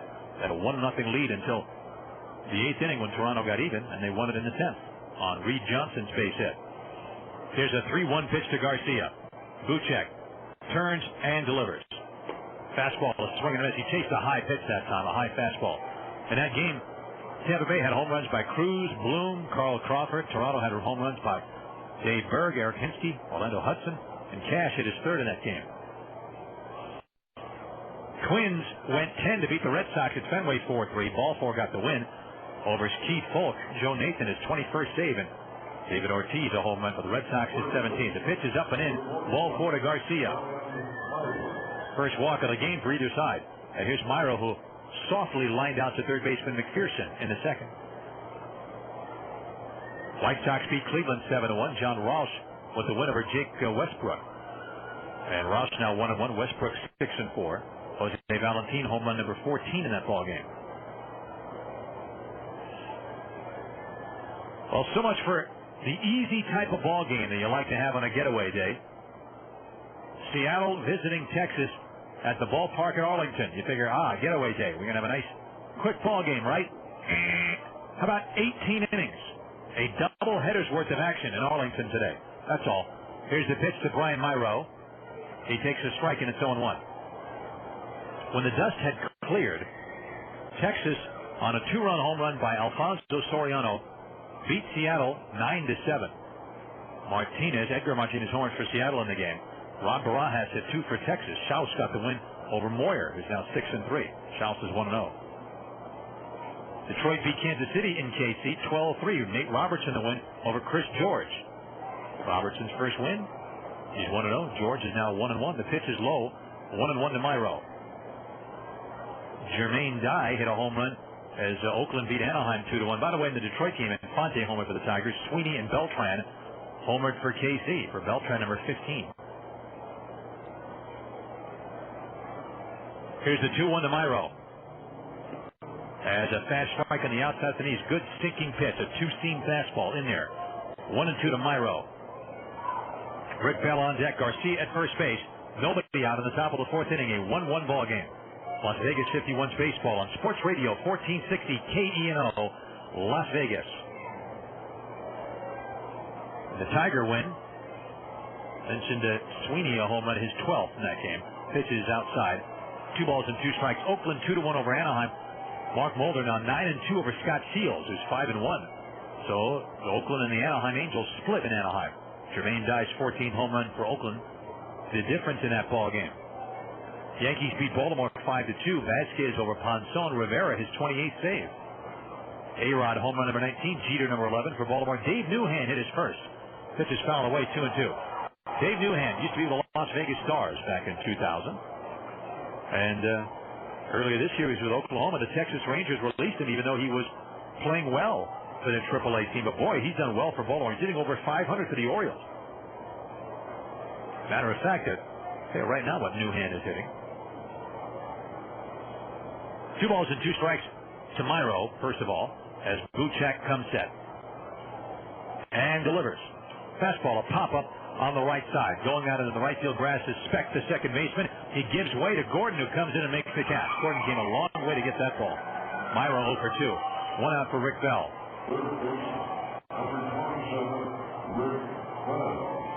Newhan always a good player, a good second baseman, good defensive player, hard-nosed type of player who can run, steal you a base now and then. Kind of a laid-back type of guy off the field, but not on the field. Newhan was 1 for 4. His average fell to 500. That's not too shabby. Hit the home run off Javier Vasquez. That'll be something to brag about to his grandkids. Pitch is low and outside, ball 1 to Bell, who struck out in the second. He had kind of a distinctive way of talking to you. Like if Bob Dylan had been a baseball player, he would have been like Dave Newhan. Hey, how you doing today? 1 ball and no strikes on Rick Bell. To stretch. Buchek ready. Garcia off first base, and the pitch is a line drive on the right field side going foul, and it'll go just beyond the upper deck. And it's a ball and a strike to count. Eric Riggs waits on deck. Buchek has slowed the pace down after the first 3 innings when he was working more quickly. But after the leadoff walk to Garcia, he is taking more time. The pitch to Bell. He brings it home. Fastball, foul back out of play. That's over the roof. That's ball and 2 strikes. After 7, St. Louis leads the Cubs 4-0 behind Chris Carpenter. What a year he's having. 7-2 coming in. No homers at Busch Stadium yet in that ball game. 7th inning. Pittsburgh and Houston tied at 2. Roger Clemens 9-2 pitching for Houston, trying for his 10th one of the year. Right here, it's a 1-1 game in the top of the 4th inning. 1 ball and 2 strikes on Bell. Buchek ready. Now he decides to step off. He's looking at Garcia, but Garcia's not going anywhere here. Montreal at home beat Philadelphia 3-2. Tony Armas Jr. the win. He's 1-0 over Eric Milton, having a great year for the Phillies, but not enough to win this game. He's 9-2. Chad Cordero, his 4th save. Bell chases a breaking ball and strikes out. The pitch was down and away. Strikeout number 3 for Buchek. 2 outs, and the batter is Riggs. He's gotten Bell twice. Riggs fouled out to third, his first time up. Tony Batista homered for Montreal, his 8th. The Reds beat the Mets 6-2. Corey Lytle now 5-5 over Tom Glavine, who's 7-4. Jose Reyes a home run for the Mets, his first. Rockies blank Milwaukee 3-0. Milwaukee shut out despite getting 9 hits. Cook got the win. 2-2 over Ben Sheets, who's 6-5. Sean Chacon is 15th save. Sweeney a home run number 3. The pitch is a changeup low and outside, ball 1 to Eric Riggs. 1-0 in the count. Center fielder Sorensen now walking several steps toward left center, even though Riggs is batting from the left side. Interesting. Garcia's short lead off first. 1-0 pitch. And a cutter's in high. Ball 2. 2-0 to count. Other National League games. 8th inning. Now the Giants open up a 9-3 lead over the Dodgers, as they try to continue to punish the Dodgers in that series. Marquise Grissom is 10th home run for the Giants, who got 6 runs in the 6th. That's their big inning. Alex Cora, home run number 4. High fly ball to center. Sorensen wants it. He's got it, and the inning is over. More scores later on. So Buchek gets around a leadoff walk to Garcia, and for the 51s in the 4th, no runs, hits, or errors. They lead 1, and at the end of 3.5, it's a 1-1 game. I've never seen a lineup quite like this one. The kitchen is loaded. The placemats are set. The bowls are on the table. He sees his granola crunch. He grabs the door. He swings. It's Anderson Dairy Milk all the way. Nothing makes breakfast taste better than milk. Over cereal with eggs, toast, and jam, or add some chocolate and shake things up. Here's our pitch. Milk. It's a real team player. From Anderson Dairy, the dairy experts. What's cool? Strutting into a downtown Las Vegas classic like you own the joint. Hitting the casino for some gambling like it used to be. Having a meal that'll make your taste buds stand up and salute. Hanging with your friends before catching the headline act. And getting treated with the kind of service that snatched the AAA 4-Diamond Award for 27 consecutive years. You locals know what I'm talking about. Golden Nugget in downtown Las Vegas. New owners, classic attitude, totally cool. Golden Nugget, come to play. Camden and Oasis Apartment Homes are proud sponsors of the Las Vegas 51. Camden and Oasis Apartment Homes are here to provide you with 37 locations in the Las Vegas and Henderson communities. From studios to 3-bedroom, family-sized apartment homes, there's something to fit anyone's needs and everyone's budget. Stop by any Camden and Oasis Apartment Home complex, or while you're at the ballpark, check out their ad and play ball. Camden and Oasis Apartment Homes, the only choice in apartments.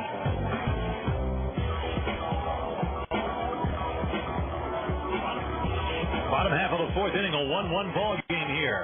Game 3 of the series, 51s. And the Salt Lake Stingers, Brian Falkenberg, pitching well so far in this ball game. And in the fourth inning, he'll face Jake Thrower, Brian Gordon, and Will Nieves, the 5, 6, and 7 Stingers. The other National League game, top of the 8th inning in Miami. The Atlanta Braves lead the Florida Marlins by a score of 8-4. And in that ball game, Mike Hampton with the first 6 for the Braves. Dontrell Willis left after 4 innings, allowing 6 earned runs on 7 hits. Toby Borland and Howard in to replace him. Antonio Alfonseca there for the Braves right now. So, there you have it. Home run by Rafael Furcal, his 6th. He hit it off Toby Borland. There's a hard ground ball foul outside first, strike 1 to Jake Thrower. Thrower popped out to second to complete the first inning. 0-1 to count.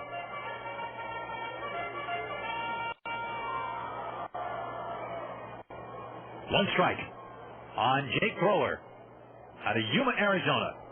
Switching infield, he's the DH though today. And now the tall righty Falkenberg. Big windup in the 0-1 pitch. Fastball to strike on the outside corner just above the knee. That's a good pitch. And the count is quickly 0-2. Well, those are your updates on the courtesy GMC scoreboard. Falkenberg ready with the 0-2 pitch. Keller setting up on the inside. And the pitch is inside, a cutter. It freezes Thrower there. 1 ball and 2 strikes to count. Falkenberg trying to get into his rhythm now after a 1-2-3 third inning. Here's the pitch. A high chopper off his foot. It rolls to the first baseman, Myro. Falkenberg came over to cover, but that hit the foot of Thrower, so he's hobbling off the effects of that ball. 1 ball and 2 strikes to count.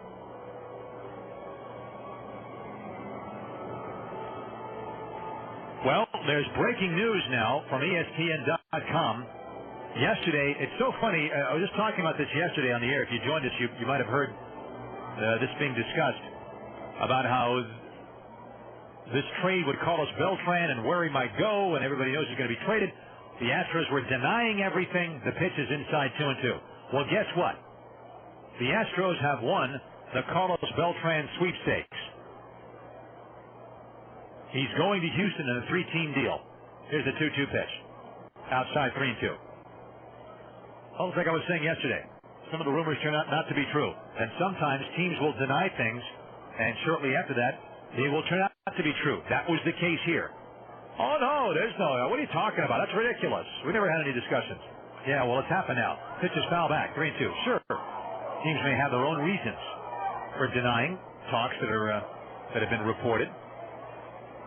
But, man, we're talking less than 24 hours later.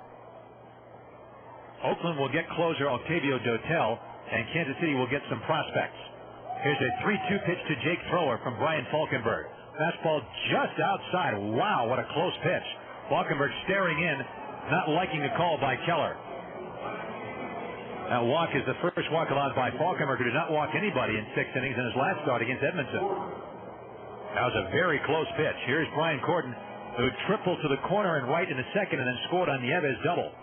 1-1 game. Thrower has pretty good speed. He has 4 steals and 5 tries. Okay, here's the deal. Beltran goes from Kansas City to Houston. And again, that just happened. Fastball's outside of Gordon, ball 1. As part of a 3-way deal that sends closer Octavio Dotel to Oakland, one of the teams that desperately need the closer, along with teams like Cleveland. Indians have some really good starters and good young talent in the lineup, but the bullpen's been a mess. The pitch is swung on and missed 1-1. The Royals wound up with 3 prospects. Highly touted third baseman Mark Teahen and right-hander Mike Wood from Oakland. Now, Mike Wood pitched against the 51s earlier this year and just got named to the PCL All-Star team. I guess not. 1-1 pitch. Fastball swung on a miss, 1-2. So they'll have to get another pitcher. And another guy picked for the PCL All-Star team, catcher John Buck from New Orleans, was the third prospect from the Astros to go to Kansas City. Kansas City had been looking for a young catcher with some of the injuries that they've had. Here's a 1-2 to Brian Gordon. In the battle of the Bryans, it's a fastball back out of play, foul. And it's still 1-2 on Gordon. 1-1 tie, and we're in the bottom of the fourth inning. Astros general manager Jerry Hunsicker had a lot to say about the deal, about how big it was for the organization. Carlos Beltran certainly one of the most exciting complete players in the game, no doubt. And Hunsicker obviously excited about it. Breaking ball, a liner to short, caught by Flores, who has no further play, a soft liner. One out, and the batter, Will Nieves. The quote from Hunsicker is this: he, meaning Beltran, is the prototype we've been looking for a long time. He's going to be a very exciting force for us in the middle of the lineup. The A's also got cash from Kansas City, an amount reported to be under $1 million. The trade is Houston's second in as many Thursdays. A week ago today, the Astros got relief pitcher David Weathers from the Mets for outfielder Richard Hidalgo. Here is Nieves, the pitch. Breaking ball for a strike on one. Good cutter. Nieves had a great at-bat in the second, batting with Gordon at third base and nobody out. Finally drove a pitch up the alley in right center for a double, knocking in the only stinger run to this point. 0-1 the count. Thrower at first base, one out. Myra holds him on the outfield straightaway, pretty deep for Nieves. Hitting .286. And Falkenberg comes set. Fastball, a one-hopper foul outside third over the head of Brumley. And the count is 0-2. Beltran is 27 years old. He was hitting .278 with 15 homers, 14 steals in 68 games with 51 RBIs and 51 runs scored. No question, he was the biggest prize on the trade market. But he can become a free agent after the season. He's represented by Scott Boras, who usually does not have his players re-signed before testing the free agent market. Nieves swings and fouls one at the plate, still 0-2. The idea with Beltran is that he would succeed Craig Biggio as the Astros center fielder, with Biggio likely moving to left where Hidalgo had been.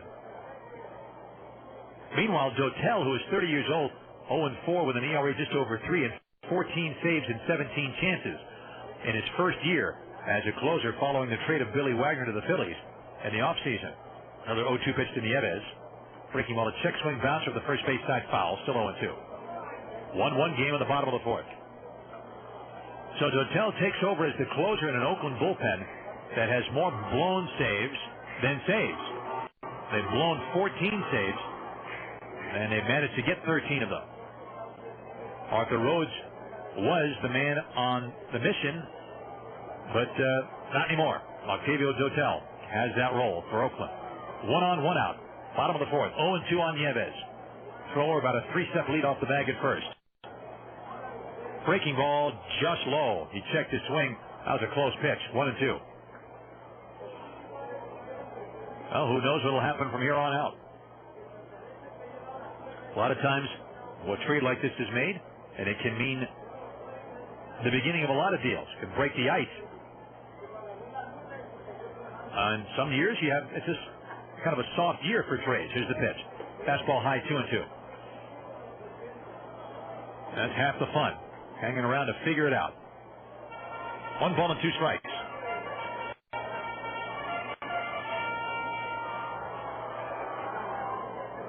Astros with some good news also. Andy Pettit pitched 5 strong innings as part of a rehab assignment for Double-A Round Rock. They figure to get him back soon. 2 balls and 2 strikes on Nieves. Falkenberg taking his time. Reads Kellner. Now he's ready. 2-2 pitch. A ground ball to third base, too hot for Bell. He goes to second low, and Thurston can't handle the throw. Everybody is safe.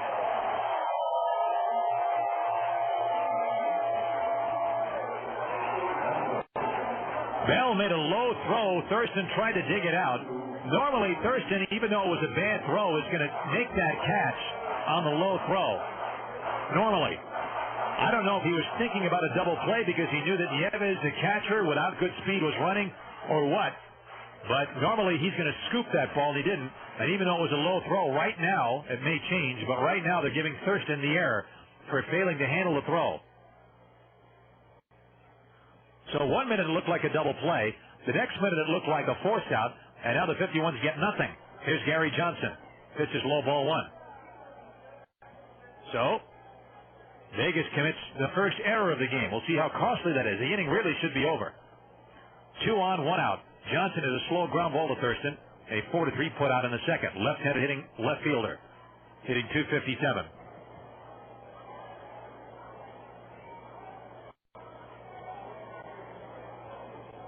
Johnson hit .255 last year with 12 home runs, knocking in 74. And they're playing for a double play with him. Here's a 1-0. And there's a strike. Good cutter in the outside corner of the knees. Good pitch. It is a 1-ball, 1-strike count.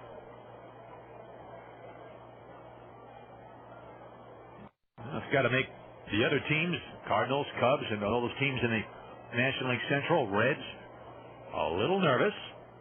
Carlos Beltran now a Houston Astro. Here's a 1-1 pitch. Fastball up and in. It's 2 balls and a strike. On deck is Brian Specht. Thrower at second. Nieves at first base with 1 out. Falkenberg has worked out of jams in the first and second with only 1 run scoring total in those innings. He's got another one to think about here. 2-1 pitch. Fastball outside. It's 3-1 on Johnson. Vegas 1, Salt Lake 1 at the bottom of the 4th inning.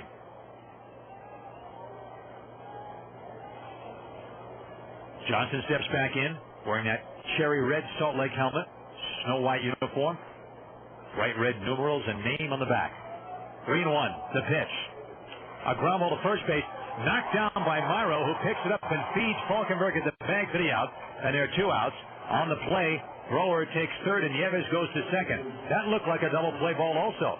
Myro was caught between hops and could only knock the ball down. Got to it and fed Falkenberg for the out. It is a 3-1 put out, but the inning definitely should be over. I mean, even if Thurston is able to scoop up that throw by Bell and just get a force out instead of a double play, the inning would now be over. Well, the 51s have given the Stingers at least 4, you could argue 5 outs in the inning. Second and third 2 outs, and here is Specht, who has struck out and is only at bat in this game, but is still 4 for 8 in the series. Second and third 2 gone. Falkenberg now has a chance to pick up his infielders by getting Specht if he can. Here's the pitch. Good curve, in for a strike, 0-1.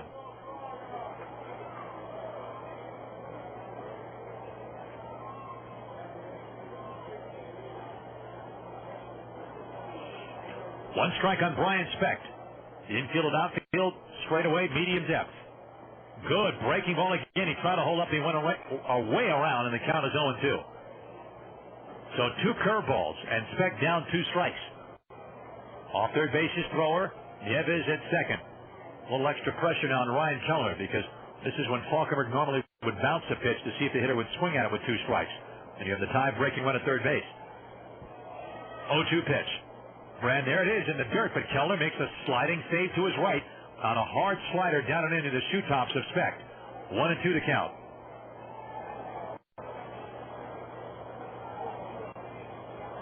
One ball and 2 strikes. Falkenberg having to throw some extra pitches here. He walked Jake Thrower to open the inning on a very close 3-2 pitch.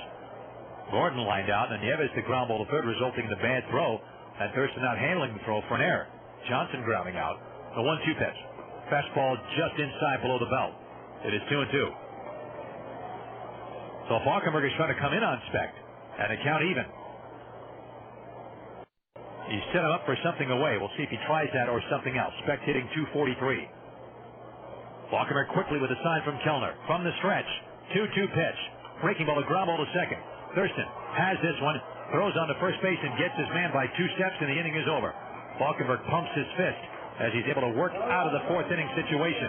No runs, no hits, 1 error, 2 left, and at the end of 4, a 1-1 game. The hare boasted before the other animals. I have never been beaten, said he, when I put forth my full speed. I challenge anyone here to race with me. The tortoise said quietly, I accept your challenge. I could dance round you all the way, bragged the hare. Shall we race? The tortoise slowly replied. At once the hare darted, almost out of sight, and he easily won the race. Expecting another ending, Konica is rewriting the book on high-speed document production, distribution, and management. Konica's high-speed, high-volume solutions support your work group with unbeatable productivity and reliability. Konica's fast, durable solutions bring you up to 75 pages per minute and up to 1 million pages per month. Moral? It isn't boasting if you can deliver. It's a promise. Konica High-Speed Solutions. Experience the Konica difference. Call Nevada Business Systems at 733-COFFEE. If your home team is hungry for a mealtime winner, there's nothing better than original Carl Buddig.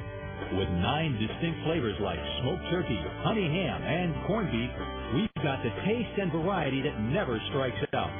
Plus, we've got the convenience that keeps meal preparation time from going into extra innings. Look for original Carl Buddig in 2.5-ounce, 8-ounce, and 1-pound sizes at your favorite grocer. That's Carl Buddig, a real slice of life. Welcome back, friends. We have played for a 1-1 game in Salt Lake City between the Las Vegas 51s and the Stingers of Salt Lake. Down the top of the 5th, Las Vegas will have Joe Thurston to start it off and Ryan Kellner and Nick Theodoro, the 8, 9, and 1 hitters. More scores in the courtesy GMC scoreboard, and we will have the General Motors trivia questions in just a little while and tell you how you can win tickets to the 2004 World Series, courtesy of the Las Vegas 51s. And General Motors is part of the Las Vegas 51s Choice World Series sweepstakes. PCL, top of the 5th. Iowa and Nashville are tied at 5. Omaha and New Orleans rained out. Imagine that, rain in New Orleans. Never. Memphis and Colorado Springs later on. Edmonton, Tucson, Sacramento, Portland also a little later. Tacoma, Fresno, same story. Top of the 3rd, Oklahoma 2 and Albuquerque 1. There you have those scores. Here's Thurston, 1-for-1 with a beautiful drag bunt. He swings and it's a line drive to the shortstop, Smith, who makes the catch. A soft liner. 1 pitch and 1 out. Thurston scored the 51's run in the 3rd on the Flores ground out. And here's Kellner, who set up that run with his picture-perfect hit-and-run single through the vacated hole on the right side of the infield. Second baseman Speck broke for second when Thurston took off on the pitch from Buchek. Here's the pitch to Kellner. He swings and fouls it off the shin guard of Nieves. Ball rolls to the third base dugout, 0-1. So Kellner singled, got Thurston to third base, and he scored from there on the slow roller by Flores back to the mound. 1 out, nobody on in the top of the 5th. Kellner now 3 for 5 in the series, hitting .222. And a pitch in the dirt, 1-1. 1 ball and 1 strike.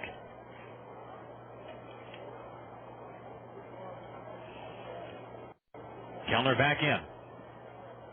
And here comes the 1-1 pitch. Fastball foul off to the right. That'll reach the roof. 1-2. Well, every once in a while, trade like that can spur other teams to make moves. You can almost bet that between the Cubs and the Cardinals and the Reds, and somebody is going to be very tempted to do something to improve themselves. The Cubs are especially susceptible to good right-handed pitching. And the pitch is high, 2-2. Like the 51s in a way. Obviously, the Cubs have a much better record, but the principle is the same. The Cubs, in a division that is top-heavy with good right-handed starters, need more left-handed pitching. Or left-handed hitting, I should say. The pitch is a pop fly foul toward first base. That's where Kotzman is behind the coaching box. He makes the catch, drifting toward the bullpen. Kellner is 1 for 2. He fouls out to first. 2 outs for the center fielder, Nick Theodoro, who's 0 for 2 with a ground out to second. And he struck out swinging in the 3rd his last time up. These teams are going to be on the hunt.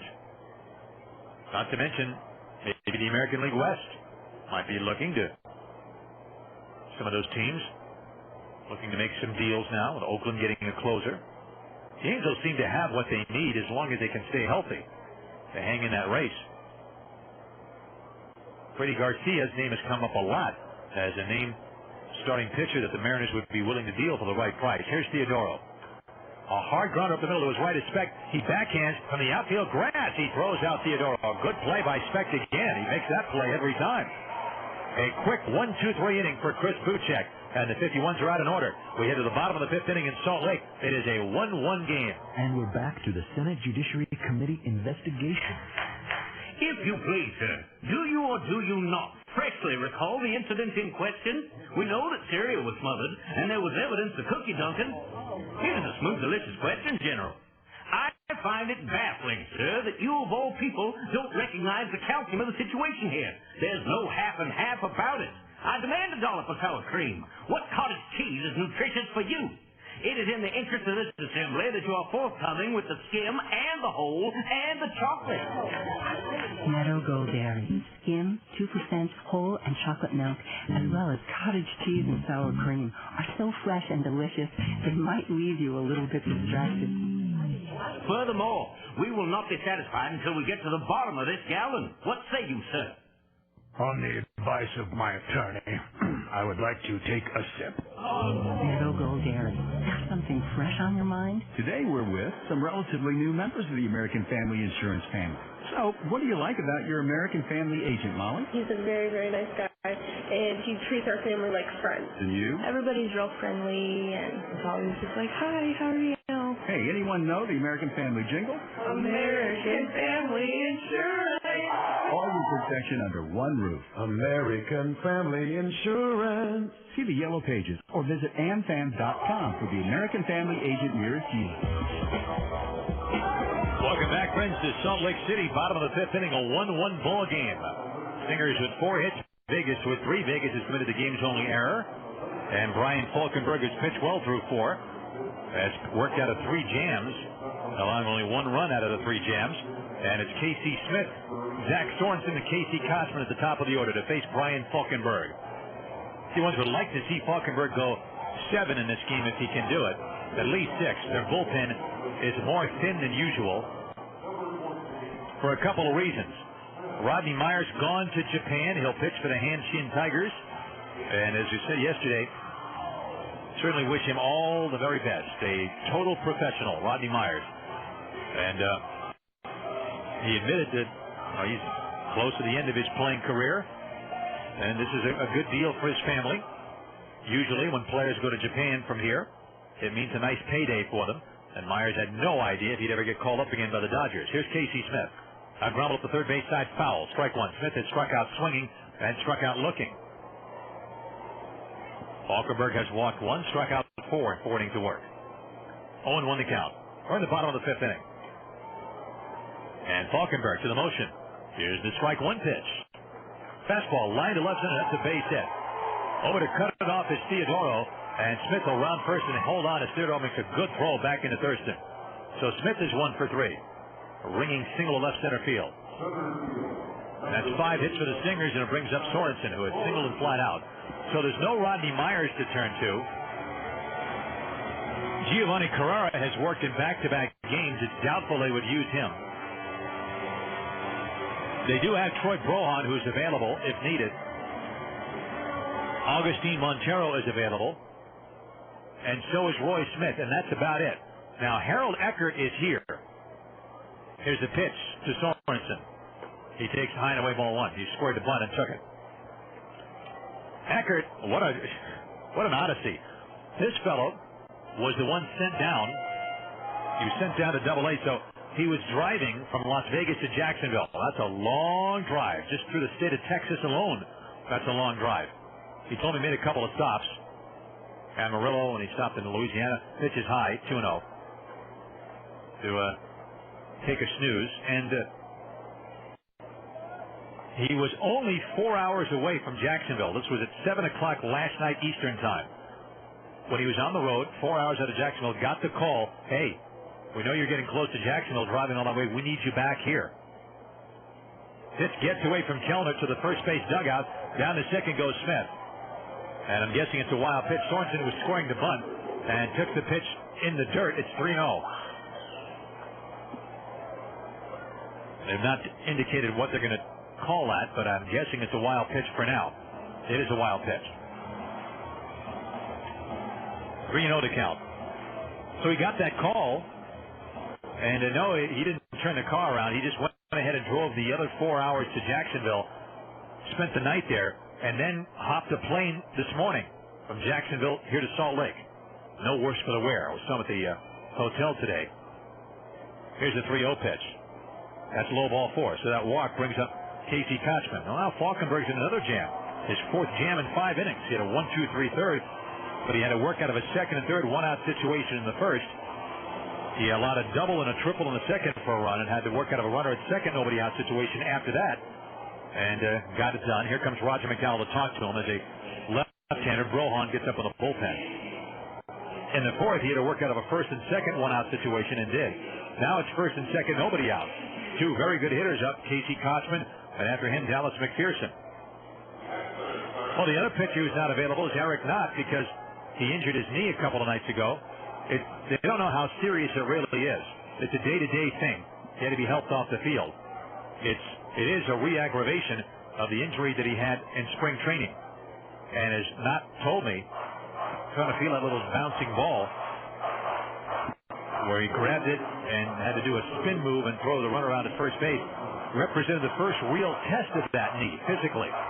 So, because of that, Knott kind of wondering about what his next move might be. They have some time to figure it out. Here's the pitch to Kotzman. Fastball strike on the inside 0-1. They might try to rehab him here and see if he can get better. And he said it won't really totally get better until he has surgery. The question is, does he want to shut his season down now for the surgery or opt for trying to fight through it and wait till the end of the year for the surgery? The 0-1 to Kotzman. Way up and in, and he nearly got nailed, driven way off the plate on that fastball up into the shoulders. 1-1. Kotzman had doubled and struck out in the 3rd trying to check his swing. J.C. Smith at 2nd, Zach Sorensen at 1st with nobody out. At the bottom of the 5th, a 1-1 game. Falkenberg. A long check of Kellner. Now looks back at Smith's off 2nd. The 1-1 pitch. And an off-speed pitch floats in low. A changeup missed. It's 2-1 to Kotzman. On deck, Dallas McPherson. Kotzman named the #1 prospect in the Angels system by Baseball America out of spring training. Here's the 2-1 pitch. Fastball, a high fly ball to right center, should be caught. Theodoro and Riggs. It's going to be Riggs to make the catch with Theodoro right next to him in shallow right center. 1 out. That's a very big out. And the batter, Dallas McPherson. McPherson is flat out to left and then popped up to 3rd.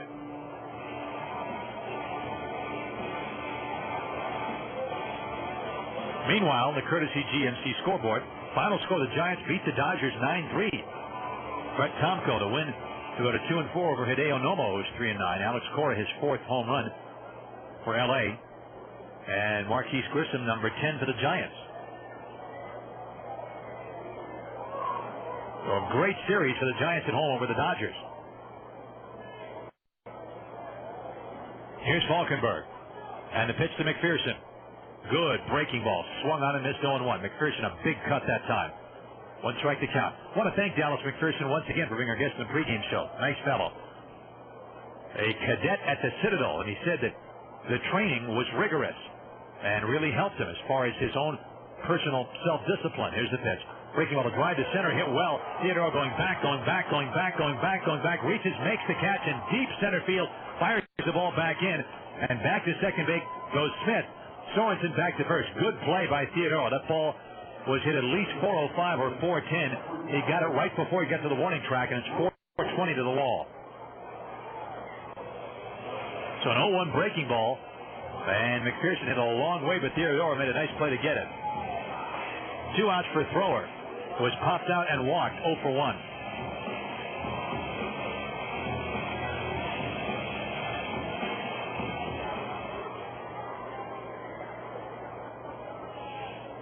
Thrower steps in with 2 on and 2 out in the bottom of the 5th inning. The game tied at 1. Falkenberg ready. And his pitch. Fastball high and away, ball 1. 1-0 to count. Thrower did not play in the first 2 games of the series. Mike Brumley shuffling his lineup around. Used Adam Riggs in left field in game 1. Used Curtis Pride as a DH yesterday. The pitch is a strike, 1-1. Trying to juggle things and get everybody in the lineup. 1 ball and 1 strike on Jake Thrower. Not a bad name for a ball player. Smith off second now. Sorensen from first. Falkenberg's 1-1 pitch. Breaking ball driven to center again. Back goes Theodoro. He turns and makes the catch. And Falkenberg doing a real Harry Houdini routine. In 5 innings, he's had to work out of 4 big jams. And he's worked out of them to the tune of only 1 run so far. That ball was well hit, but Theodoro was there. And the Stingers turned away in the 5th. No runs, 1 hit, no errors, 2 left. They had left 7 men on base at the end of 5, a 1-1 tie. What's cool? Strutting into a downtown Las Vegas classic like you own the joint. Hitting a casino for some gambling like it used to be. At the tables, on the machines, in the sports book, with better odds, with better limits. Having a meal that'd make the chefs at some of these new frou-frou joints on the Strip question their own culinary credentials. Hanging with your friends before catching a headliner in the showroom. And the whole time, getting treated with the kind of service that snatched the AAA 4 Diamond Award for 27 consecutive years. You locals know what I'm talking about. Golden Nugget, Las Vegas. It's been the jewel of downtown since 1946. And with the Nuggets' brand new owners comes a classic attitude. And yeah, that's cool. Golden Nugget, Las Vegas. That's downtown Las Vegas. Come in, and like the boys with the 51s know, you better come to play. Get more at GoldenNugget.com.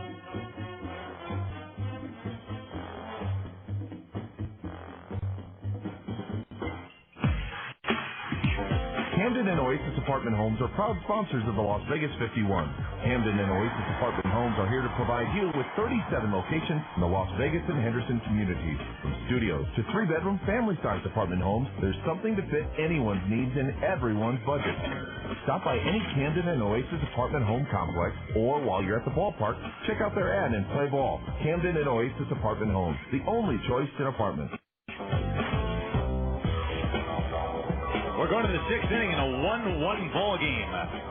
This looks in some ways like the game we had last night. It was 1-1 into the 6th inning, and the Stingers prevailed ultimately with a lot of scoring late, 7-4.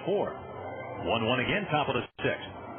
Good duel tonight between Chris Buchek, who's been breezing for the most part, and Brian Falkenberg, who's been working at the jams all night. Here's Flores.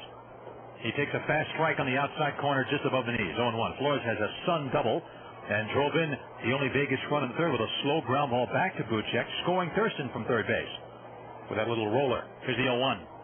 Fastball, a little inside, close pitch. It is now 1 ball and 1 strike. The River Cats of Sacramento lose Mike Wood. That the trade with Carlos Beltran going to Houston, a 3-way deal. Changes the face of the PCL a little bit. John Buck no longer with New Orleans, a good catcher for them. Mike Wood gone from Sacramento, going to the Kansas City organization. Sacramento, we've talked before about how Oakland likes to preach patience at the plate, and they also like to preach strikes for their pitchers, like everybody does. There's a pitch line foul to the right that'll go back in the upper deck. A 1-2 still to Jose Flores. A lot of preaching going on, but it doesn't always get followed. But in Sacramento, the single biggest reason that they have the best record in the league is because it has been followed to a T. 371 walks. I mean, they've outwalked everybody as a ground ball to third base. And McPherson drops the ball, now picks it up and has no play. The ball took a tricky hop off his midsection. Then he had it for a moment even after the bad hop, cradling it. Then he dropped it and picked it up and had no play. It's an error on McPherson. Tie-breaking run is on. Each team with an error now. The batter's Chen, who's grounded to short and flied out to right. The River Cats have drawn 371 walks. They've outwalked their opponents by a margin of better than 2-1, having issued a PCL low 182 bases on balls from the pitching staff. Just terrific. That's just not in AAA. It's all over the minor leagues. You look at those numbers, it's just great stuff. Chen hits a foul ball back at a play, strike 1. The only other minor league team that's drawn more than 306 walks this year is Kane County, the Kane County Cougars of the Class A Midwest League, which, and this is no coincidence, also an Oakland affiliate. 0-1 on Chen. Buchek checking San Nieves. Flores not a big lead off first base. Got about average speed. The 0-1 pitch to Chen. Buchek delivers. as a line drive base hit center field. In to get the ball to Sorensen. Flores turns at second and stops as the throw comes back in. Runners at first and second with nobody out, and the batter Luis Garcia. That ball was hit very hard by Chen, his fourth hit of the series, the fourth Vegas hit of the night. And now Garcia, Myro, and Bell are scheduled to come up.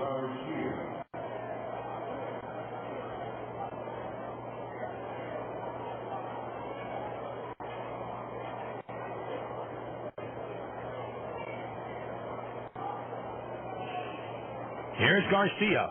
He had a hit taken away from him in the first inning when he hit a hard ground ball up the middle, and the second baseman Speck going way to his right backhanded it and threw him out. That saved a run also because Flores was at third base with 2 outs at that point. And Garcia walked in the fourth, so he's 0 for 1. Fastball grounded third. They should get 2 on it. McPherson steps on third. That's 1 over to first base. Double play. 5-3 double play.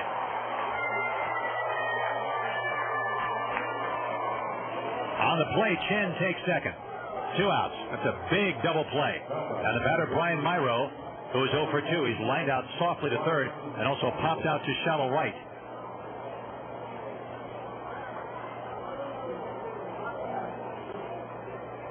So Flores off the bases. Chen at second, 2 down. And here's Myro. And Buchek ready. Rohan still throwing in the Vegas bullpen. Salt Lake pen is quiet. Fastball to strike near the outside edge. It is 0-1.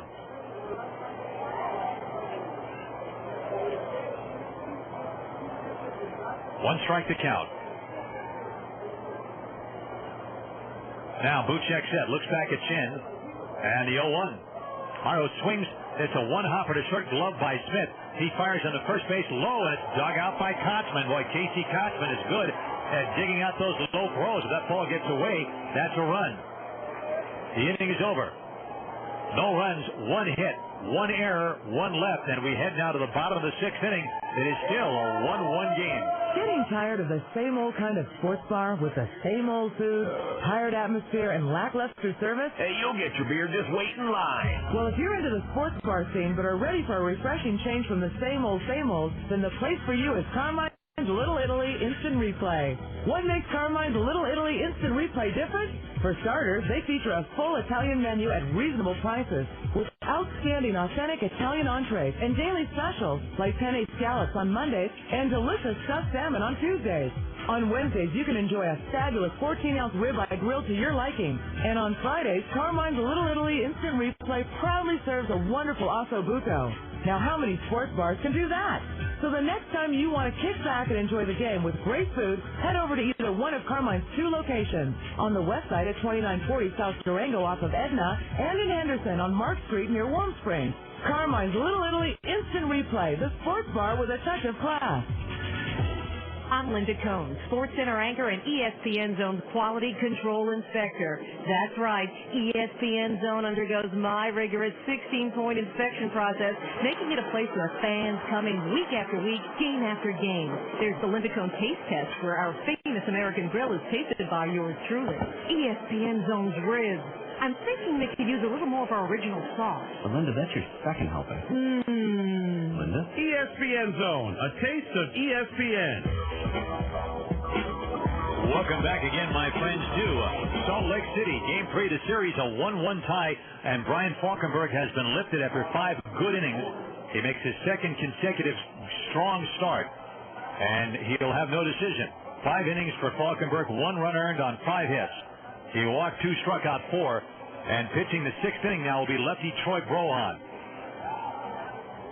Troy Brohan, out of Maryland originally, is 1-4 with a 4.38 ERA. It's his 35th game. They have all been out of the bullpen.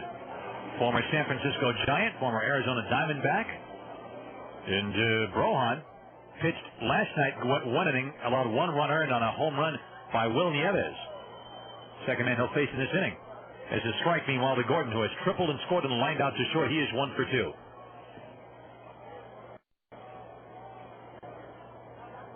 So, base is clear, nobody out. Bottom of the 6th inning. And Brohan's 0-1 pitch to Brian Gordon. Breaking ball on the outside corner. Good pitch by Brohan. Just caught the edge. 0-2. We told you about the Carlos Beltran trade today. That's the big story in baseball. Beltran goes to Houston. Octavio Dotel goes to Oakland, and 3 prospects go to Kansas City. Here's the 0-2 pitch. That's low and outside 1-2, including all-star catcher John Buck from the Astros at AAA New Orleans. He goes to KC, and he might be in Omaha. And starting pitcher Mike Wood, who is one of the top starters in the Pacific Coast League from Sacramento. He goes to KC as well. 1-2 pitch. That's in the dirt. Ball 2. 2 balls and 2 strikes. In fact, Mike Wood was the second best ERA in the league behind Travis Blackley at Tacoma, 2.80. And he was the winningest pitcher in the league, 11-3 with that low ERA. Well, that's a big loss for the River Cats. Here's the 2-2 pitch. High foul to the left, back out of play. 2-2. But they get the closer they wanted in Octavio Dotel. As I said, a lot of rumors. White Sox might change their sights to veteran Jimmy Moyer if they can't get Freddie Garcia until late July. White Sox really looking for starting pitching. The 2 balls and 2 strikes is the count. And Brohan facing Gordon, lefty versus lefty. Gordon steps out for a moment.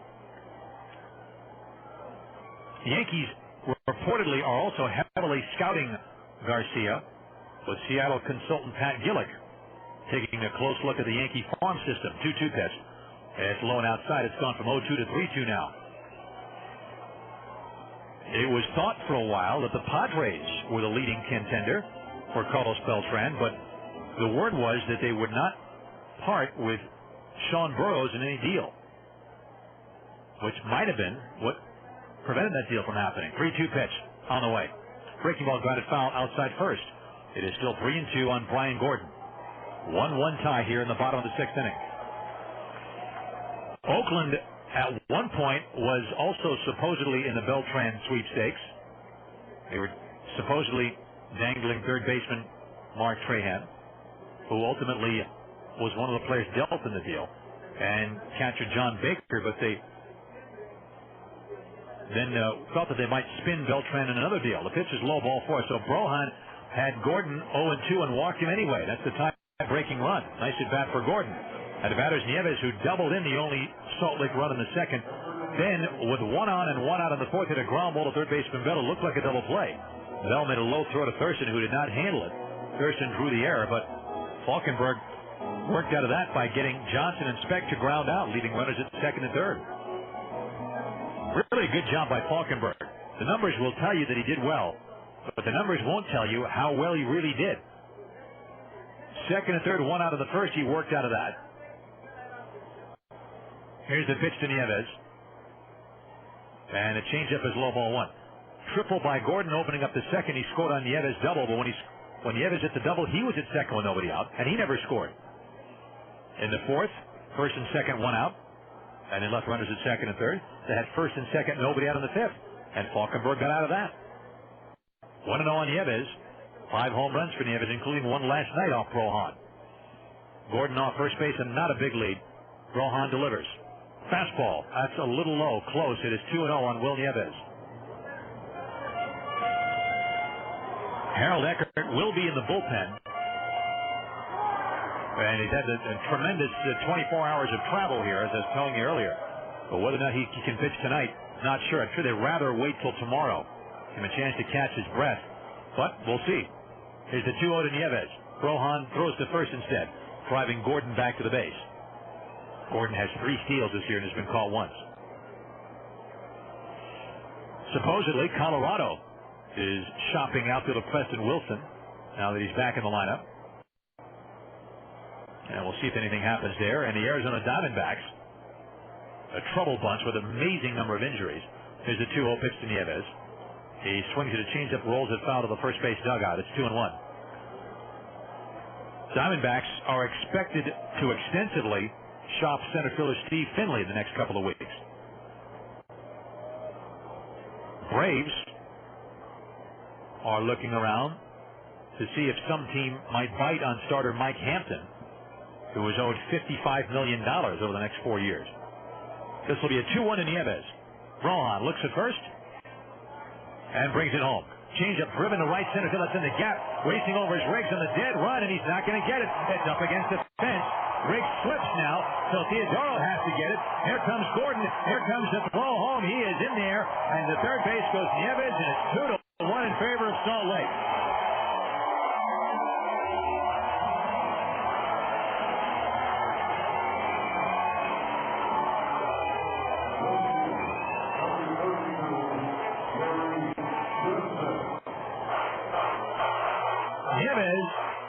Rips one up the alley and right center, the same place where he hit his double in the second off Falkenberg. Riggs went to get it. He slipped on the warning track. You can see a big puff of dirt all the way up here. So Theodoro had to get it. And Gordon scores. I don't know if it's a double, and he takes third on the throw home, or if it's a triple all the way. I do know that it's 2-1 Salt Lake. Gary Johnson, it's a pop-up with the infield in. Out behind second base.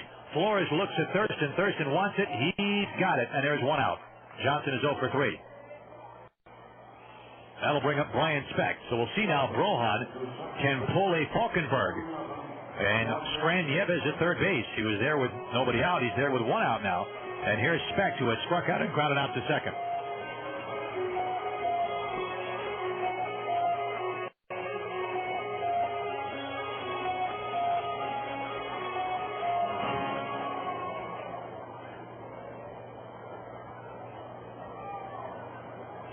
Okay, the infield remains in as Specht stands in the batter's box. 2-1 Salt Lake. They have the lead back. And the pitch is a pitch out. Apparently they were thinking squeeze right there, but Nieves was not coming. 1 ball and no strikes. Nieves stands at third base. 1 out. Bottom of the 6th inning. 2-1 Salt Lake. Nieves, another big hit off Brohan. He homered off him last night. An extra base hit drives in Gordon, who had walked. And the pitch, outside ball 2. You can talk about that hit, though, all you'd like. But there's no doubt. You ask Roger McDowell right now, and he'll say, man, Brian Gordon was up with a count of 0-2. 0-2, and got the walk. And that was as damaging as anything in this inning. Here's the 2-0 pitch to Specht. Brohan ready and delivers. Breaking ball low and away, it's 3-0. Right-handed hitting Casey Smith is on deck. 2 runs, 6 hits now, and 1 error for Salt Lake. Vegas 1-4-1. At the bottom of the 6th, 51's trying to get a win on the road. They've been very rare this year, especially the last 3 road trips. 3-0 pitch to Specht. Brohan delivers. And he tried to hold up on a breaking ball. They went around 3-1. Well, I'll tell you one thing right now. Mike Brumley's shown a lot of faith in Specht. Specht is the number 9 hitter in the order, hitting .242, and he green-lighted him 3-0. And Brohan threw a 3-0 breaking ball. As to say, I don't care if I walk you. You're not getting a hit to drive in that run. So he missed the pitch, and it's 3-1. We'll see what he gets now. 3-1 pitch is coming. Breaking ball, he swings and fouls it at the plate. So it's 3-2.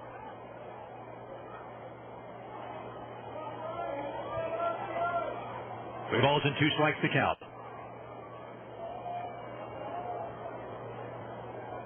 So the Stingers scratch for that run, and they're trying for more. They're trying to support Chris Buchek in his bid to get his 5th win of the year. And Falkenberg will stay 1-2.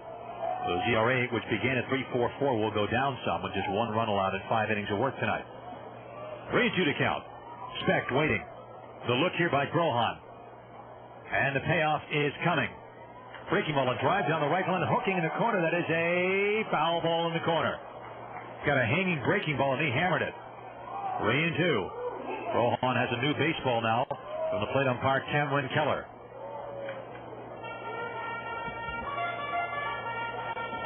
Specht climbing back in with a 3-2 count. Smith waiting in the on-deck area. Brohan a long check of Kellner. Infield remains in. Nieves off third, 1 out. And a 3-2 pitch to Brian Specht. Here it comes. Breaking ball, a swing and a miss, strike 3. Oh, good job by Brohan to come back. He was 3-0, and he kept throwing breaking balls, and Specht finally strikes out. That's a very big out, because now with 2 outs, the infield backs up, and the batter's Casey Smith, who was struck out swinging against Falkenberg, struck out looking, and he singled to left center, opening up the 5th.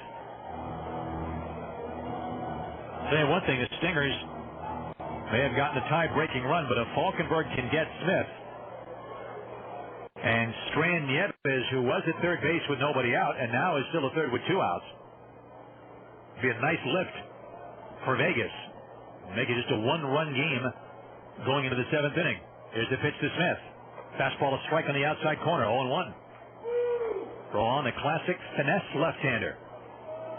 Fastball in the mid-80s, sometimes upper 80s, but big breaking ball, nice off-speed pitches. Strike on Smith. Smith hitting .319 on the year. Slap hitter with no home runs, 15 RBIs. The 0-1 pitch.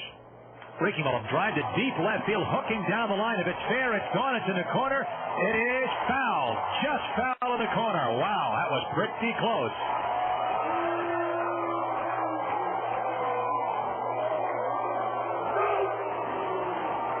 And over the PA system, they have Homer Simpson saying, "Go!" Yeah, that was a doe, all right. That ball was really hit hard by Smith down in the corner. It just had the distance. It's 345 down the line. But it did go foul, not by a lot. 0-2 on Smith. A close call for Brohan. Brohan had a close call with Specht when he hammered one to the right field corner foul before Brohan struck him out. 0-2 to count. Las Vegas 51's baseball on Sports Radio 1460 KENO.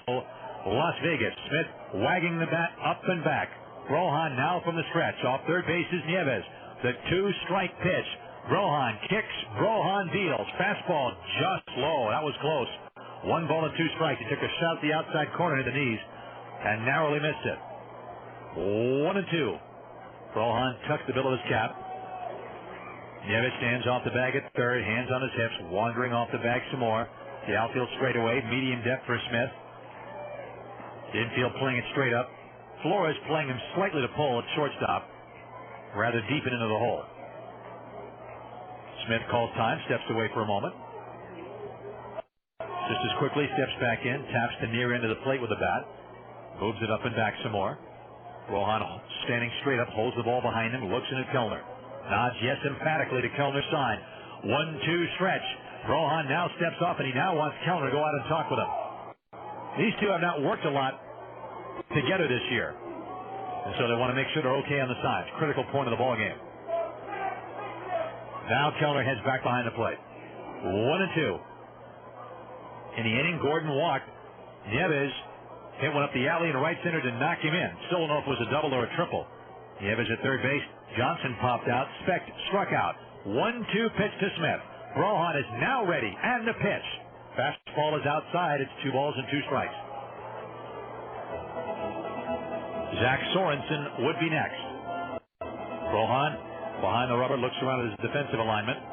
Light breeze blowing in from left field now. Smith back in the batter's box, standing in the front portion of the box, slightly open stance from the right side. Brohan ready again.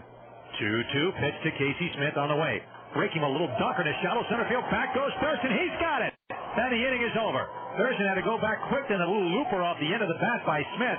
And he went racing back, taking those little mincing steps quickly, reached way back over his head and got it. And the inning is over. Good job by Brohan, despite the fact that he walked Gordon when he had him 0-2. He does some nice damage control, and they strand Nieves at third base. 1 run on 1 hit. No errors and 1 left, and at the end of 6, Salt Lake 2, the 51s won. Imagine your next vacation. If you're looking to escape to a far-off island in the South Pacific, take a cruise in Mexico, Hawaii, or Tahiti, or just vacation abroad your own private cruise charter yacht, then you need to check out TahitiPD.com and join the club today. It's your fastest way to earn a free vacation. And if you enter LV51 as a referral code when you join, you'll receive an additional chance to win a free 3-day Carnival cruise to Mexico each month through August as a 51 fan. TahitiPD.com is a proud sponsor of your Las Vegas 51s. So visit their website after the game and start earning your Tahiti bucks towards that free vacation. No purchase required to join or participate in the free trip drawing.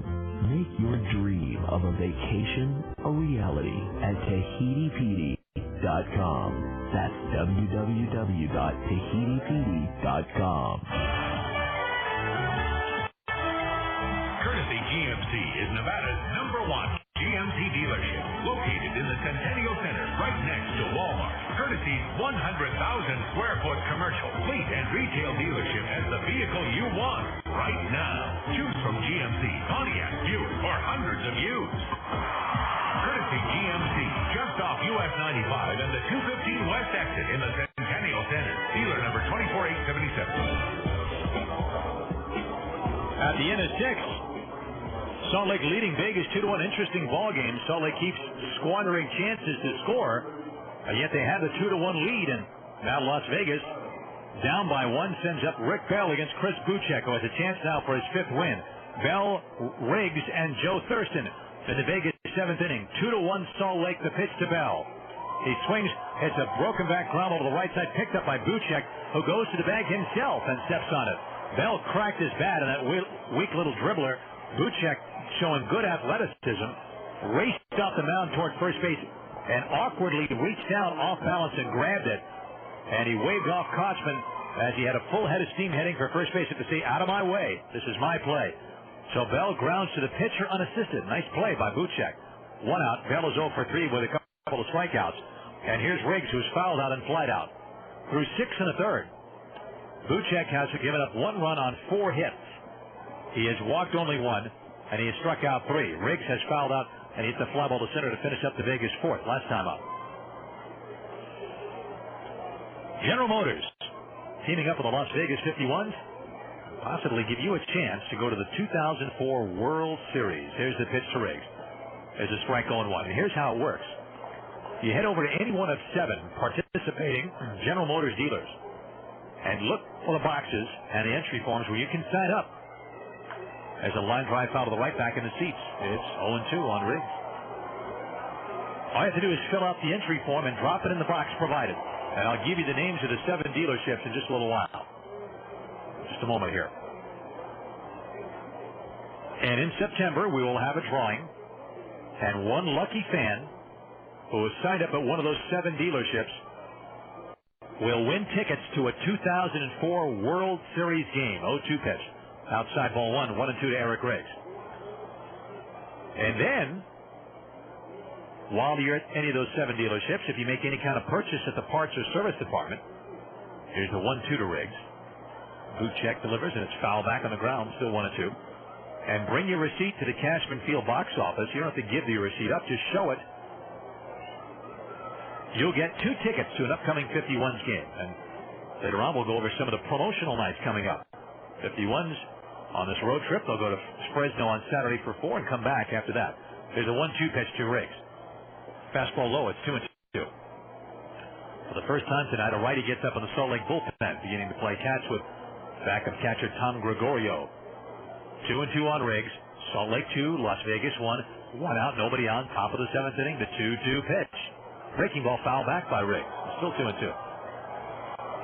Here are the dealerships where you can go to sign up for your chance to win tickets to the 2004 World Series. Cadillac of Las Vegas on East Sahara, where Mike Pickett runs that service department. Here's the 2-2 pitch to Riggs. Line drive foul to the right again into the seats. And it's still 2-2. You can also go to Bill Hurd Chevrolet at the corner of Decatur and Alta. And in the area where folks wait for their cars to be fixed, you'll find a sign-up box and the entry forms there. Don Piercy runs that service department, also the one at Vista Chevrolet at US 95 and Ann Road. At the front desk, you'll find that sign-up box along with the entry forms. Those are 3 of the 7. The 2-2 to Riggs. He takes one just outside, close. 3-2, close pitch. Also, Cadillac of Las Vegas West on West Sahara, run by Steve Rockwell, that particular service department. And you can sign up there. Here's the pitch. Low ball 4. Nice hit back by Riggs to draw the second walk issued by Buchek. The tying run is on with 1 out. And the batter, Joe Thurston. You can also head over to Courtesy Pontiac. And they, of course, the Centennial Parkway off the 95. You can sign up there.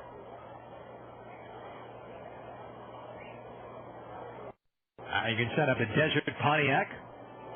In Henderson at the Valley Auto Mall on Gibson, as time is calling on, Yevez goes out to speak to Buchek. And you can sign up with the friendly folks at Desert GMC Buick on West Sahara, where Tom Cuthbertson and Hugh McGill run the parts and service departments respectively. And, of course, at Desert Pontiac, that service department run by Bill Buckley. And just head over to any of those 7 General Motors dealerships and ask around, say, where is that sign-up box? Where are the entry forms for the 51's World Series Choice Sweepstakes Award? Then they'll point that out to you, and you can fill it out. And then again, if you buy anything from the service or parts department, take it to Cashman Field, show your receipt, and get 2 tickets to an upcoming 51's game. Time caller. Here comes manager Mike Brumley. With action in the bullpen, we'll see. Now the tying run is on base. If they go to the bullpen, yep, they want the right-hander right now. There's a break in the action here in Salt Lake City. Chris Buchek will leave after a very good 6 in the 3rd inning performance. It is a 2-1 lead for the Salt Lake Stingers, and we'll return to Salt Lake with more action right after that. As temperatures rise, so do your chances for car trouble. Help meet the demands of summer driving by taking your General Motors vehicle to an expert, Cadillac of Las Vegas. Let Cadillac of Las Vegas give your car a seasonal checkup to make sure it's ready for virtually anything summer can dish out. Cadillac of Las Vegas is your GM Goodwrench Service Center, featuring GM certified technicians, advanced diagnostic equipment, and genuine GM parts. So stop by your GM Goodwrench Service Center, Cadillac of Las Vegas at 2711 East Sahara in Las Vegas, and keep yourself and your car cool this summer. Hey, what's up? You know I love an all-you-can-eat buffet? Oh, yeah. Well, except the ones you're banned from. Well, if they're going to have a time limit, they should tell people. They tried. You were chewing too loud. Anyway, I found an all-you-can-talk buffet. A what? It's an all-you-can-talk buffet. Oh, you got to hear this. I signed up for all-distance service. I get unlimited SBC local and nationwide long-distance calling for a flat rate of $48.95 a month. All you can talk, just like a buffet. That's great. Just try not to eat the phone, Tiny. That's funny. No, I'm serious. Remember that one time? Yeah. When you ate the phone? Right. Sign up for all-distance service for just $48.95 a month and talk all you want for one low flat rate. Call 1-877-PICK-SBC or visit sbc.com/Vegas. SBC, going beyond the call. Long distance provided and priced by SBC Long Distance includes SBC Telecom local residential service and certain features. Taxes, fees, universal service fee, interstate common line charge, and installation extra. This direct dial service excludes calling card calls and long distance for business or internet. Voicemail available in some areas only. Additional availability and credit restrictions apply.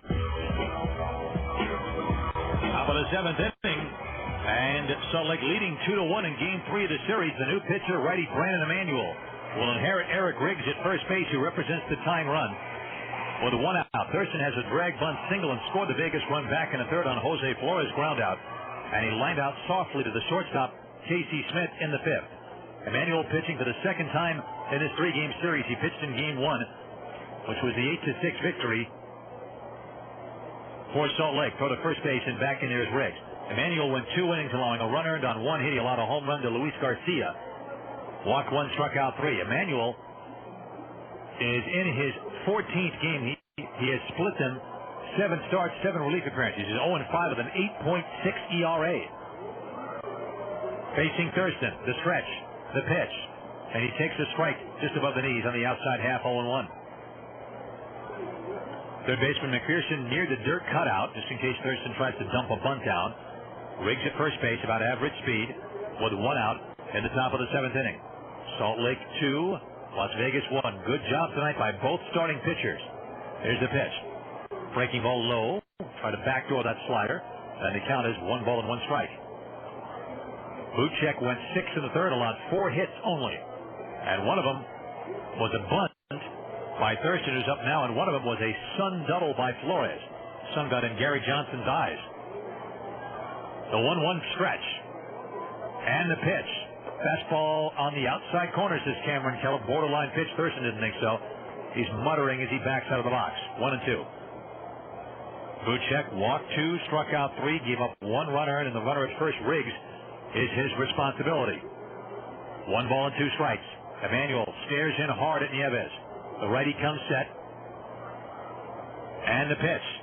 And breaking balls in the dirt, blocked nicely by Nieves. Ball 2. 2 balls and 2 strikes. Why has Emanuel pitched so poorly? Why is his ERA so high? You don't have to look any farther than the hits allowed to know why. 63 hits in 37 2/3 innings. That's a ton of hits. The league is hitting a Ty Cobbish 368 against him. 2-2. Riggs off first, held on by Kochman. And the pitch to Joe Thurston. breaking ball, a chopper foul outside first, right beyond George Hendrick. It is 2 balls and 2 strikes still. Manuel had a much better year here last year. He was 6-10, but his ERA was 5.14, mostly as a starter. 2-2. He made 7 starts earlier this year, but again hit so hard he's now in the bullpen. Ryan Kellner on deck. Here's the stretch. There goes Riggs. There's a line drive foul to the left, back out of play to the second deck. So they send Riggs on a run and hit. The difference between that and a hit and run being, on a hit and run, the batter has to swing at the pitch. The run and hit, the hitter has the option. It's basically a straight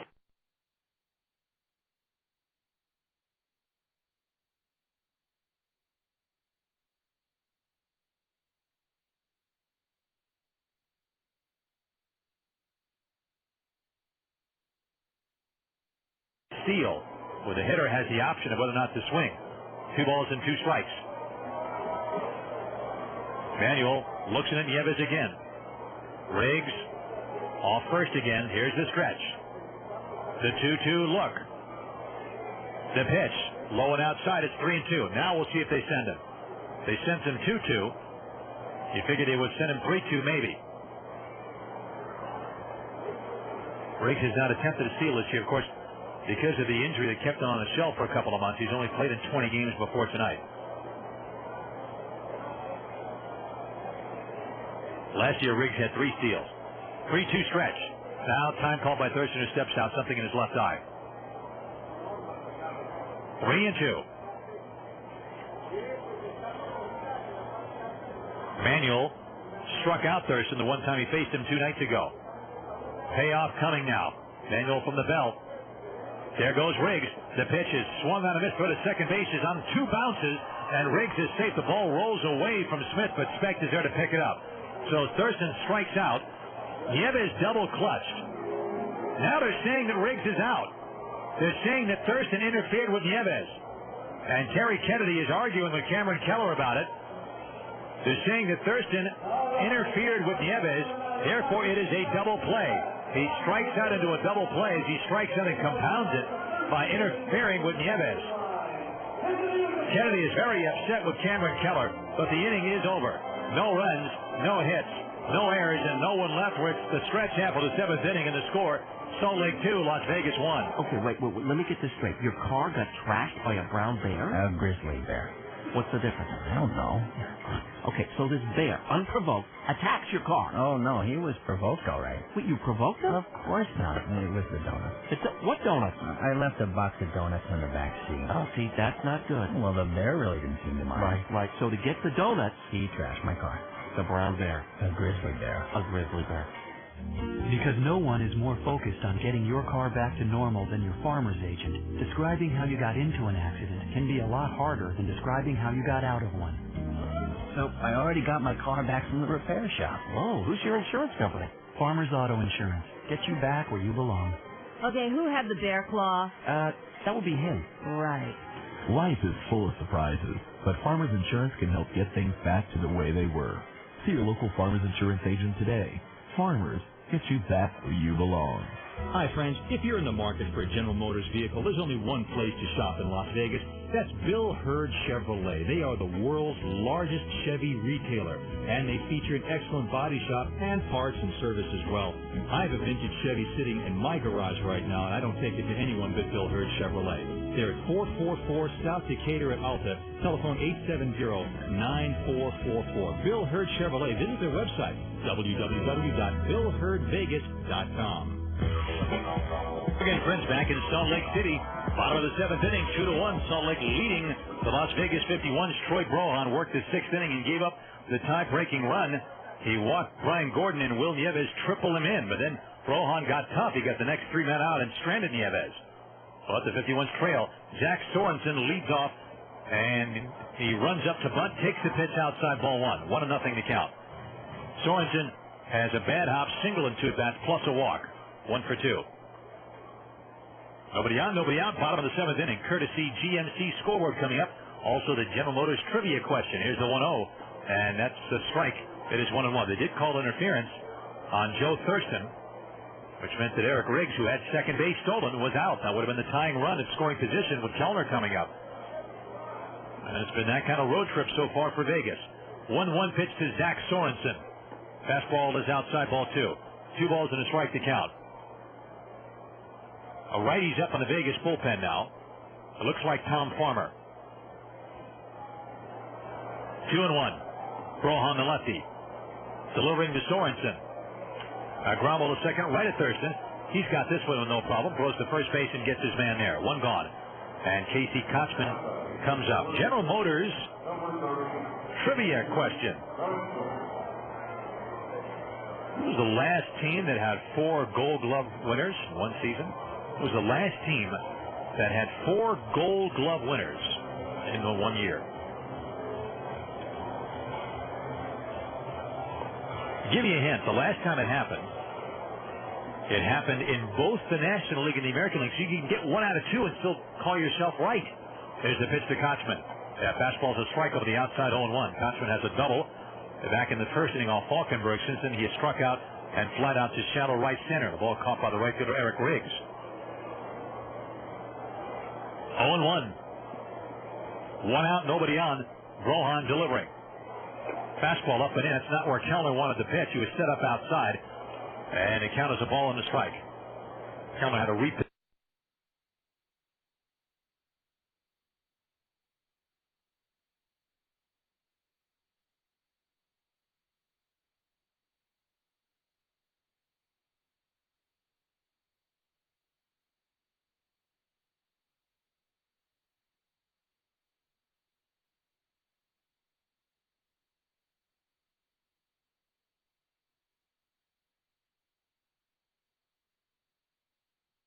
Ball to left is there looking up, and he squeezes that one as he heads toward the line. 2 outs.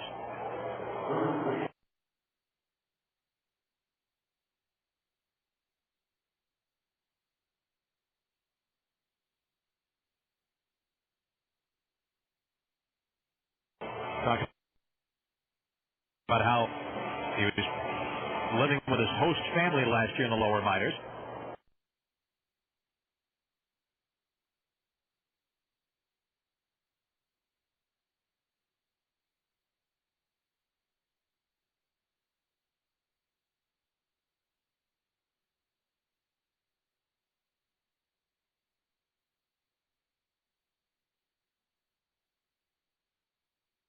Tough training for that. He said that the discipline that was instilled in him is something that has definitely benefited him in his baseball career. 0-1 the count. 2 outs, nobody on. Bottom of the 7th inning. And Brohan delivers. Breaking ball swung on and missed 0-2 to McPherson. And McPherson, playing in Class A in California League, faced Randy Johnson in rehab. Had 3 hits off Johnson, a double, single, and a home run. Then Johnson hit him. After that, then McPherson, undaunted, stole second. Boy, Randy Johnson? You bet. Here's the 0-2 pitch from Brohan. Fastball on the outside corner, strike 3 call. Well, Brohan does a nice job on McPherson. Threw 2 nice breaking balls, and he zipped the fastball over the outside corner to get him looking. And the Stingers go out in order. A very quick and efficient 7th inning for Brohan. We go to the 8th inning in Salt Lake still. Stingers 2, 51-1. Thank you, Diane. That's quite a story. Well, thanks, Bob. Now, let's turn the time over to Steve with our 5-day forecast. Steve, what's coming down the pike? Well, Bob and Diane, it looks like we have quite a wholesome week ahead in the western region of the Cereal Bowl. Right here, things are looking pretty creamy. But wait, here comes a cold front. Looks refreshing. Precipitation from the North Gallen should drench a delicious 3 inches. Oh, and the next day, we get a great big homogenized whole milk storm sweeping in. It should make for great recipes on the weekend with a lot of sour cream on top. But that's all right because we could use the calcium. Meadow Gold Dairy. Skim, 2% whole and chocolate milk, as well as cottage cheese and sour cream, are so fresh and delicious they might leave you a little bit distracted. What does the milk hold for next week?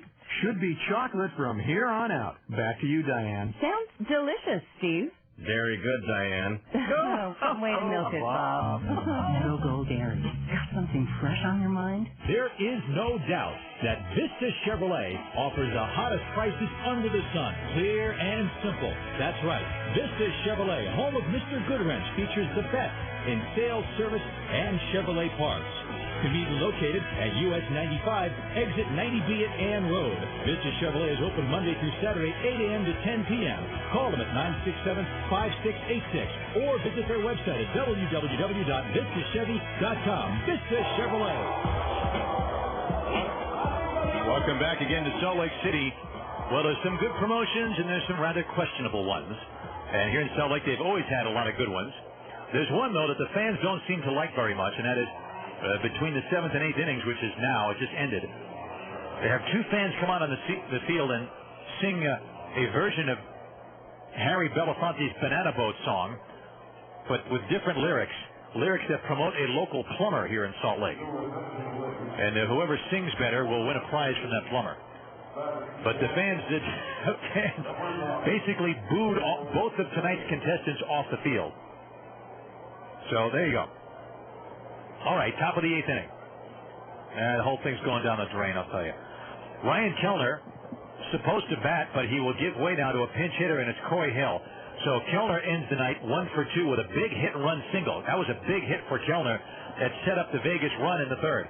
He fouled out to the first baseman in the 5th. Facing Buchek, now Emmanuel faces Coy Hill. Fastball is outside, ball 1. Hill, not starting tonight, took last night off. But he's been catching a lot lately, so he could use the time. He's hitting .310, 8 homers, 46 RBIs. Hill, Theodoro, and Flores in the Vegas 8th. Emmanuel's 1-0 pitch. That's low, 2-0. If you just joined us, Emmanuel came in with Riggs at first and 1 out in the 7th inning in relief of Buchek. The count went full on Thurston. The 3-2 pitch. Riggs ran on the pitch. Thurston swung and missed for strike 3. Hill misses a 2-0 fastball. It's 2-1. And Nieves threw to second, a bad throw that bounced twice. Thurston, it was ruled, interfered with Nieves, which meant that even though Riggs had the base stolen, he was out because Thurston, they ruled, Cameron Keller, the plate umpire, ruled, interfered with Nieves. 2-1 fastballs outside, 3-1 on Coy Hill. Hill pinch hitting for Keller will also take over for Keller behind the plate, naturally. 3 balls and 1 strike. The stretch by Emmanuel on the pitch. That's low, ball 4. So Hill draws the pass on 5 pitches, which means that the tying run is on base. Well, Hill at first. The batter's Nick Theodoro. Theodoro has grounded a second, struck out, and grounded a second again. Theodoro, again, to repeat, named to the Pacific Coast League All-Star team today. We congratulate him. He's a busy guy. The Greek Olympic thing going later this summer, to the All-Star game. Coy Hill going to the Futures game. Okay, out of a stretch is Emmanuel.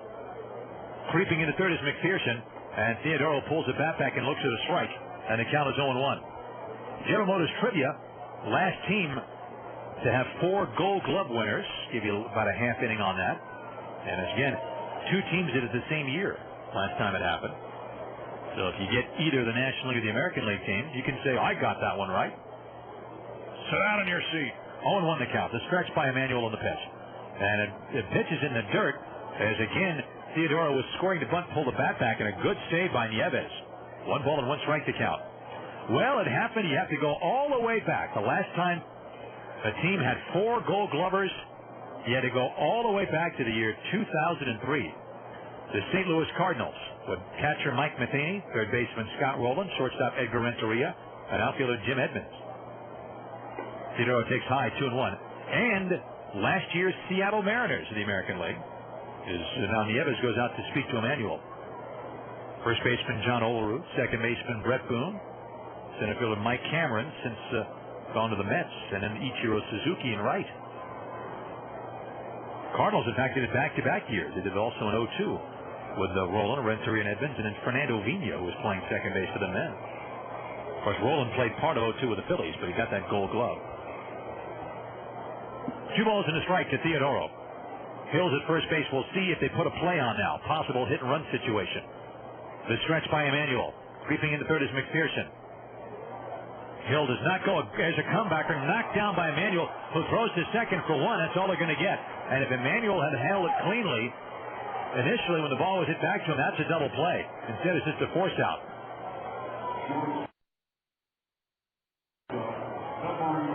So, they shun the hit and run, but they stand on the double play anyway because the ball popped out of Emmanuel's net. A one-hopper right back to him. I don't know how he missed that ball, but he did. Fortunately for the 51, Hill is out 1-6. Theodoro safe at first. And the tying run at first base in Theodoro with one out. The batter's Flores, who has a Sun double, drove into Vegas one in the third with a comebacker to Buchek, a slowly hit ground ball, and he reached on McPherson's error in the sixth. Altogether, he's 1 for 3 with a run batted in. Go to first base, driving Theodoro back to the base. Speaking of the Cardinals, they blanked the Cubs 4-0. Chris Carpenter, the win over Matt Clement. Carpenter 8-2, Clement 7-6.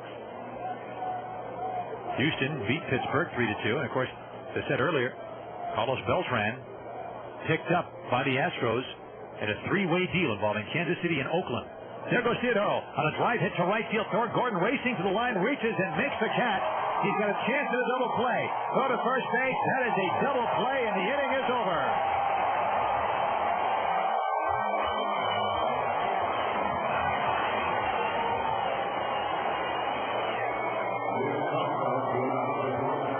Sweet home, but it's not road, sweet road for the Las Vegas 51s.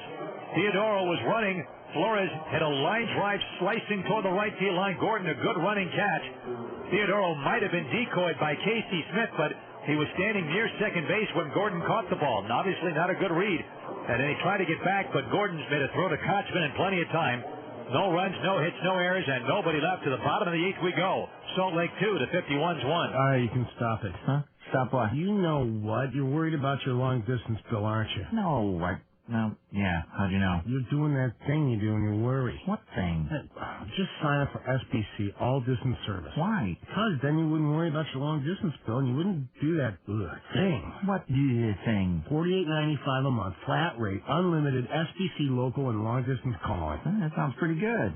Hey, look at you. You stopped doing it. Oh, yeah. You mean the thing with my toe? Your toe. Shouldn't have said anything. Sign up for all-distance service for just $48.95 a month and talk all you want for one low flat rate. Call 1-877-PIC-SBC or visit sbc.com/Vegas. SBC, going beyond the call. Long distance provided and priced by SBC Long Distance includes SBC Telecom local residential service and certain features. Taxes, fees, universal service fee, interstate common line charge, and installation extra. This direct dial service excludes calling card calls in long distance for business or internet. Voicemail available in some areas only. Additional availability and credit restrictions apply. As temperatures rise, so do your chances for car trouble. Help meet the demands of summer driving by taking your General Motors vehicle to an expert, Cadillac of Las Vegas West. Let Cadillac of Las Vegas West give your car a seasonal checkup to make sure it's ready for virtually anything summer can dish out. Your GM Goodwrench Service Center featuring GM certified technician, advanced diagnostic equipment, and genuine GM parts. Cadillac of Las Vegas West knows your vehicle better than anyone else does. So stop by your GM Goodwrench Service Center, Cadillac of Las Vegas West at 5185 West Sahara in Las Vegas, and keep yourself and your car cool this summer. Welcome back, friends, to Salt Lake City. Bottom of the eighth inning, the Stingers lead Vegas by a score of 2-1 with 2 runs, 6 hits, and 1 error. Las Vegas run on 4 hits and 1 error.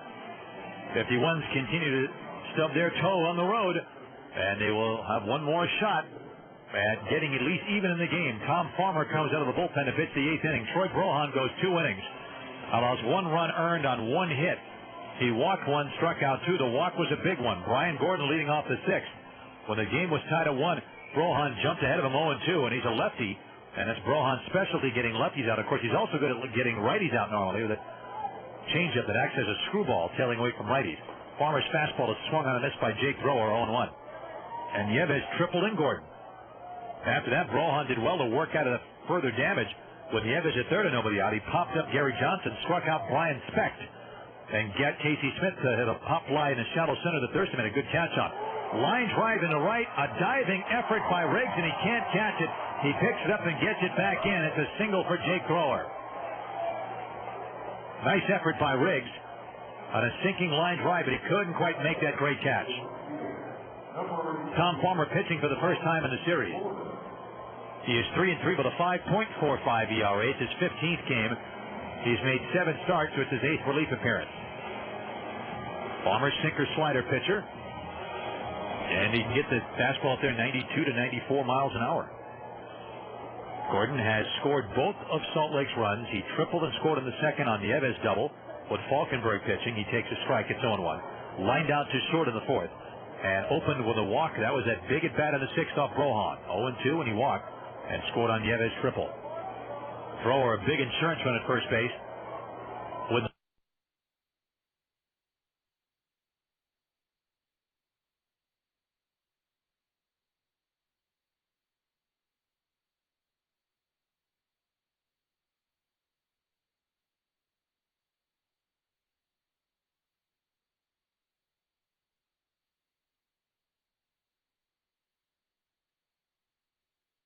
and Farmer really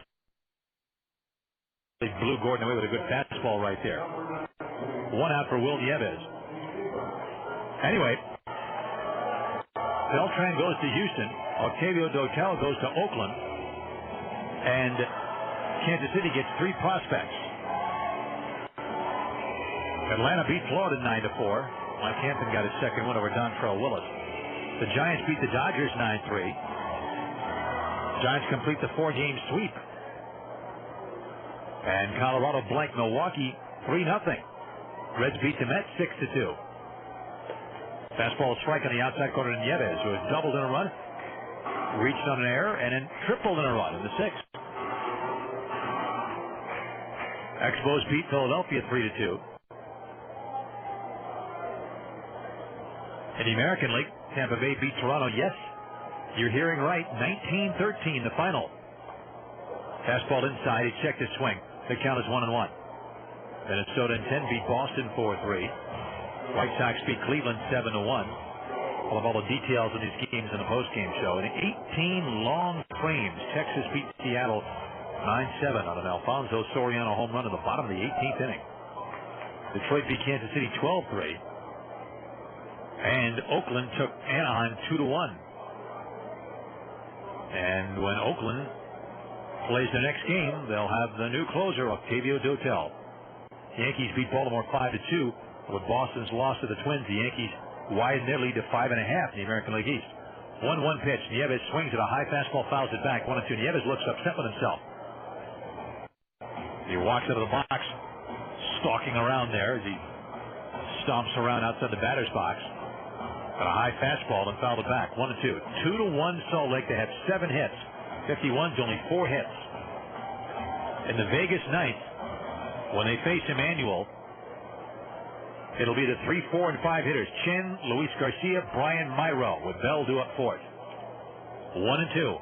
The look by Farmer. And the pitch. Slider foul back out of play over the roof. 1-2 still. 4 gold gloves for a team. That was part of the GM trivia question. And prior to the Cardinals in 2002, you have to go back to the 93 Giants. And if you can name those 4 guys, you're pretty good. Yeah, Barry Bonds is one of them.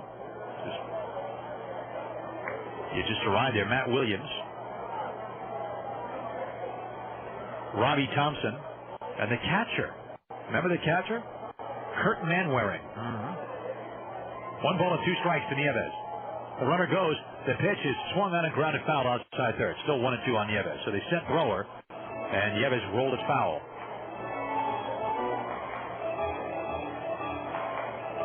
Another righty's up in the Salt Lake pen, so it might not be Emmanuel to try to close the game out.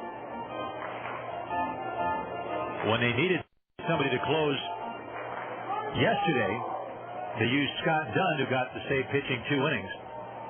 Greg Jones got the save the first game. 1-2 pitch.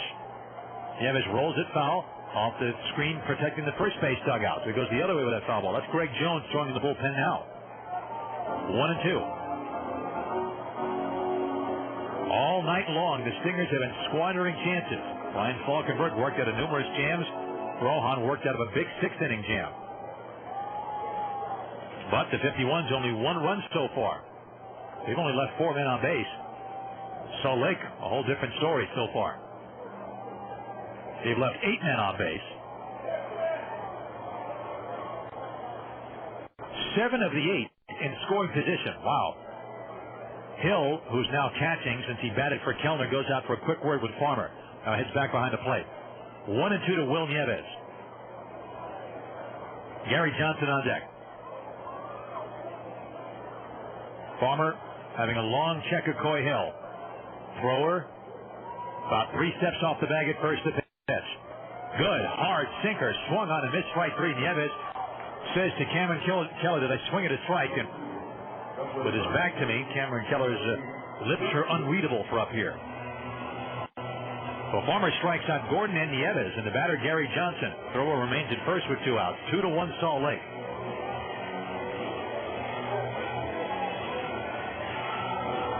Gary Johnson has grounded to second, grounded to first, and popped out to second. Tomorrow, the series concludes at 6 o'clock Vegas time. We'll be out at 5:45 again for the pregame show. Here's the pitch. A pitch out. Thrower not going anywhere. Ball 1. 1-0 to count. Matchup tomorrow. Las Vegas will send Mark Johnson to the mound. He's 2-5 with a 4.5 ERA. And lefty Jake Woods will take the mound for Salt Lake. Woods, youngster who was an A-ball last year, Double-A much of this year, will get the call. There's a strike on the outside corner, 1-1. He has made 1 start since coming up from the lower minors and had no decision, going 6 innings, allowing 6 runs, 3 earned on 9 hits, struck out 7, walked 1. So apparently he's a pretty good young lefty. But the 51s hit lefties way better than they hit righties. 1-1 pitch. Fastball's low. Ball 2. 2 balls and a strike.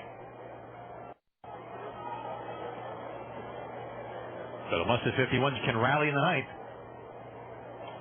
they will be trying to avoid a sweep against a team that has, well, if they hang on and win this game, it'll be breaking quite a streak here. 15 straight series that they have not won. Pitch is fouled off to the left out of play. 2 balls and 2 strikes to Gary Johnson. The more you think about it, it's just remarkable. They've split some series, and they've lost a lot of series, but they have not won a series since the middle of April. The Salt Lake Stingers.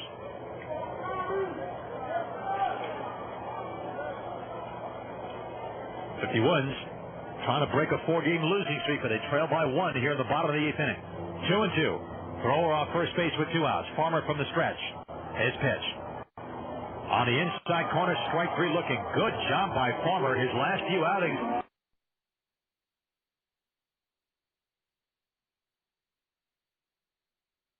He's thrown the ball very well. He's been clocked as high as 95 miles an hour. Well, after thrower singles, he strikes out Gordon Nieves and Gary Johnson in succession. Vegas has combined to strike out 9 while walking 3, but the Stingers, although they're gone in the 8th inning without a run, 1 hit, no errors, and 1 left. We go to the 9th inning. Salt Lake 2, Las Vegas 1.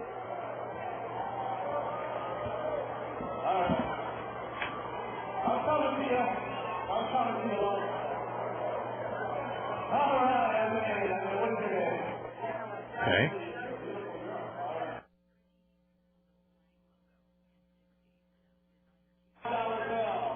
Here we have some technical difficulties here in Salt Lake, so we will go to the top of the 9th inning.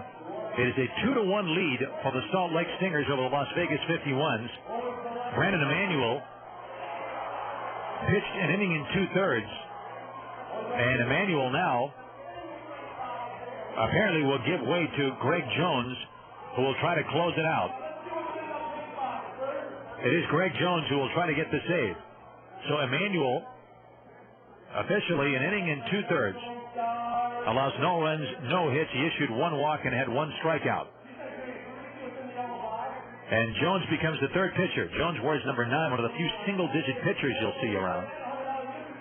And Jones has a lot of experience at this level. Last year, he pitched here and had a little bit of time in Anaheim, about 28 innings worth for the Angels. No record and an ERA of just under 5. Jones this year is 1-0 with a very fine 2.08 ERA in 12 outings before tonight. 2 saves, including 1 in Game 1. 13 innings pitched, 13 hits. Walking 6, striking out 13. Greg Jones. Jones is 6'2", 195. 27 years old, makes his home in Indian Rocks Beach, Florida. Jones, when he pitched 1 inning to get that save in the first game, allowed no runs or hits. He struck out Jason Repko, who's on the lineup tonight, to complete that particular game. He did hit Joe Thurston. So it'll be Chen, Garcia, and Myro, 2-1 in favor of Salt Lake, and Jones tries for the save, his third. Trying to save it for Chris Buchek. Chen has grounded out, fly to right, and then single to center in the sixth inning. 51s have only one hit since Kellner's hit and run single back in the third. That was Chen's single in the sixth against Buchek. There's a ball hit down the left field line, foul and out of play. Strike one, 0-1 to Chen. Chen at .292, 14 homers, 44 runs batted in. Jones did not face him on Tuesday night. 0-1. Jones, the best the Salt Lake bullpen has to offer. Going to close it out. 2-1 Salt Lake. The 0-1 pitch. Chen takes the fastball a little bit up and away. It is a ball and a strike. Jones throws fairly hard.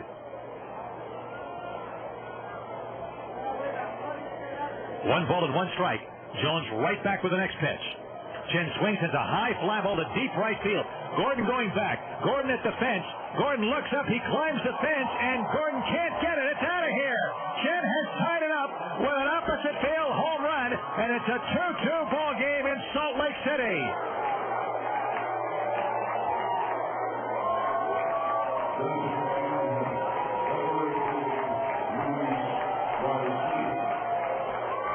Chen is high-fived all over the place. He'll get a lot of fives in the dugout now.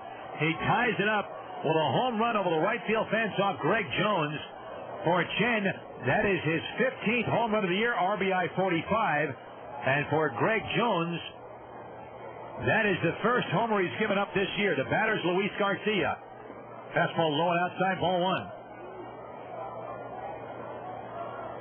Chen gets his 5th hit of the series, and it's the 51's 5th hit of the game. Great effort by Gordon climbing the fence, but it was beyond his reach up on the grassy berm. Fastball's high. It's 2-0 on Garcia. 51s have not had very many ninth-inning comebacks this year. They had several last year. They had a whole bunch in 2002 compared to this year. Here's the 2-0 to Garcia. He hits a ground ball to short. Picked up there by Smith. He fires on the first base and gets Garcia. There's one out.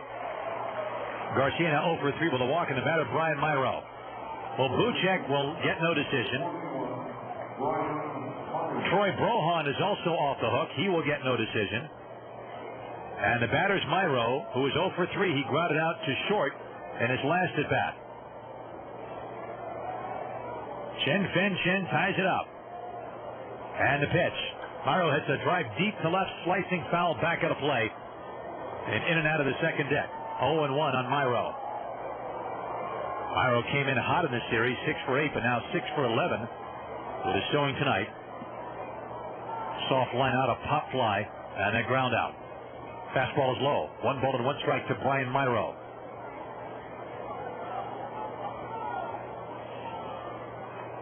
Jones gets set, and a 1-1 pitch. Myro takes a breaking ball low and inside, ball 2. It is 2-1. So the Stingers will bat in the bottom of the 9th inning. Here's the 2-1 pitch. Myro swings, grounds one foul to the first base dugout. Strike 2. It is 2-2. And Farmer probably will still pitch to the 9-1-2 Stingers. Speck, Smith, and Sorensen. 2 balls and 2 strikes on Brian Myro. Rick Bell on deck, and if anyone else gets on, Eric Riggs will be up. Breaking ball in the dirt. Actually, that hit him. That got him on the foot. Myro hit by the 2-2 breaking ball on, I believe, his right foot. So the tied breaking run is aboard. And the batter's Rick Bell with Myro at first and 1 out. Bell is 0 for 3 and very quiet in the whole series. He's 0 for 6 in the series, 0 for 3 tonight. He has struck out twice and hit a ground ball back to Buchek leading off the 7th inning. He faces Jones for the first time. 2-2 game in the top of the 9th inning as Chen has knotted it up with an opposite field blast off Greg Jones. There's a 1-hopper to third. McPherson goes to second, and he throws the ball, and it gets away from Speck in the shallow right. Going to third is Myro. Going to second is Bell. He slides, and he is safe. Second and third with 1 out. Big break for Vegas.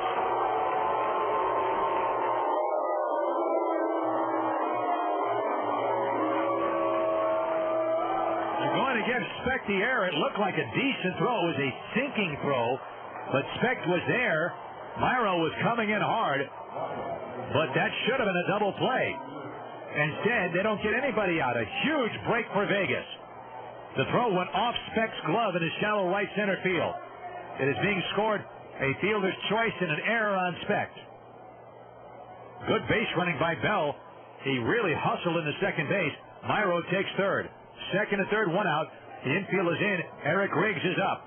He hits a line drive base hit to right field. Myro scores. Bell being held up as the throw comes in from Gordon. The 51s lead it by a score of 3-2.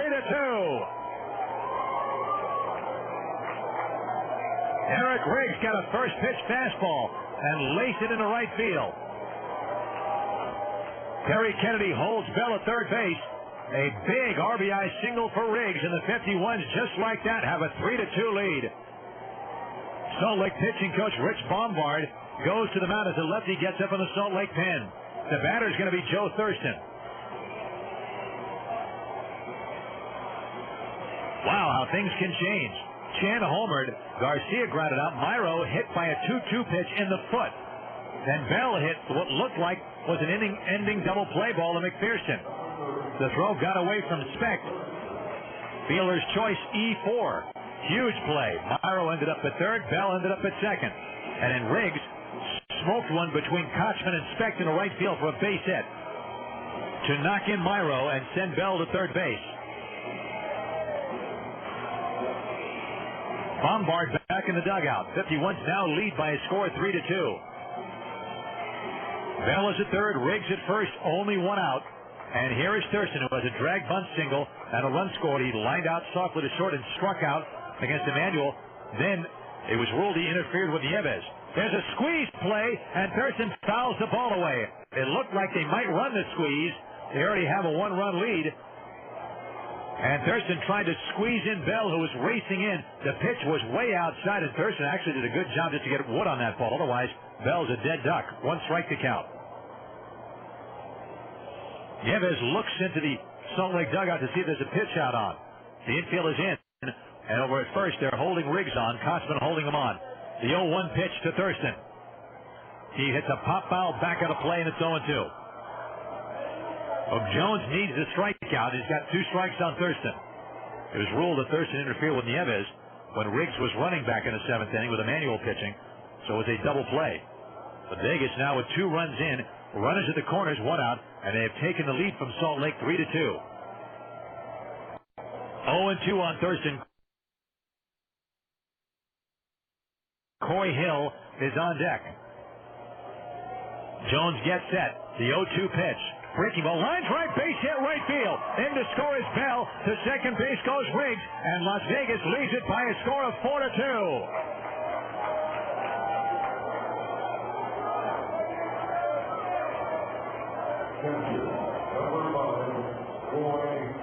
Not a good pitch by Jones. He left an 0-2 pitch in the middle of the plate. And Thurston had a line drive base hit knocking in Bell. Vegas springing to life in the 9th inning. They've got 7 hits. They now lead 4-2. And the batter's Coy Hill. Hill came into the game in the 8th inning to bat for Kellner, drew a walk, and was forced out by Theodoro. The stretch. And Jones delivers. Fastball's high and outside, ball 1. 1-0 to Coy Hill. Riggs at second. Thurston at first. For Joe Thurston, his second hit of the game. And that is his 11th RBI of the year. The 1-0 to Hill. Fastball low and inside, ball 2. It's 2-0. For Riggs, that big RBI single meant his 6th RBI of the season for him. So back-to-back RBI singles by Riggs and Thurston. Hill up with a 2-0 count. Riggs at second, Thurston at first, 1 out. The 2-0 pitch. High drive to deep right, curving foul on the way back out of play. That's got plenty of distance, but it's well foul. 2-1. Jones rubbing up a new ball. And the lefty continues to throw to the Salt Lake bullpen. I believe that's Dusty Bergman throwing down there.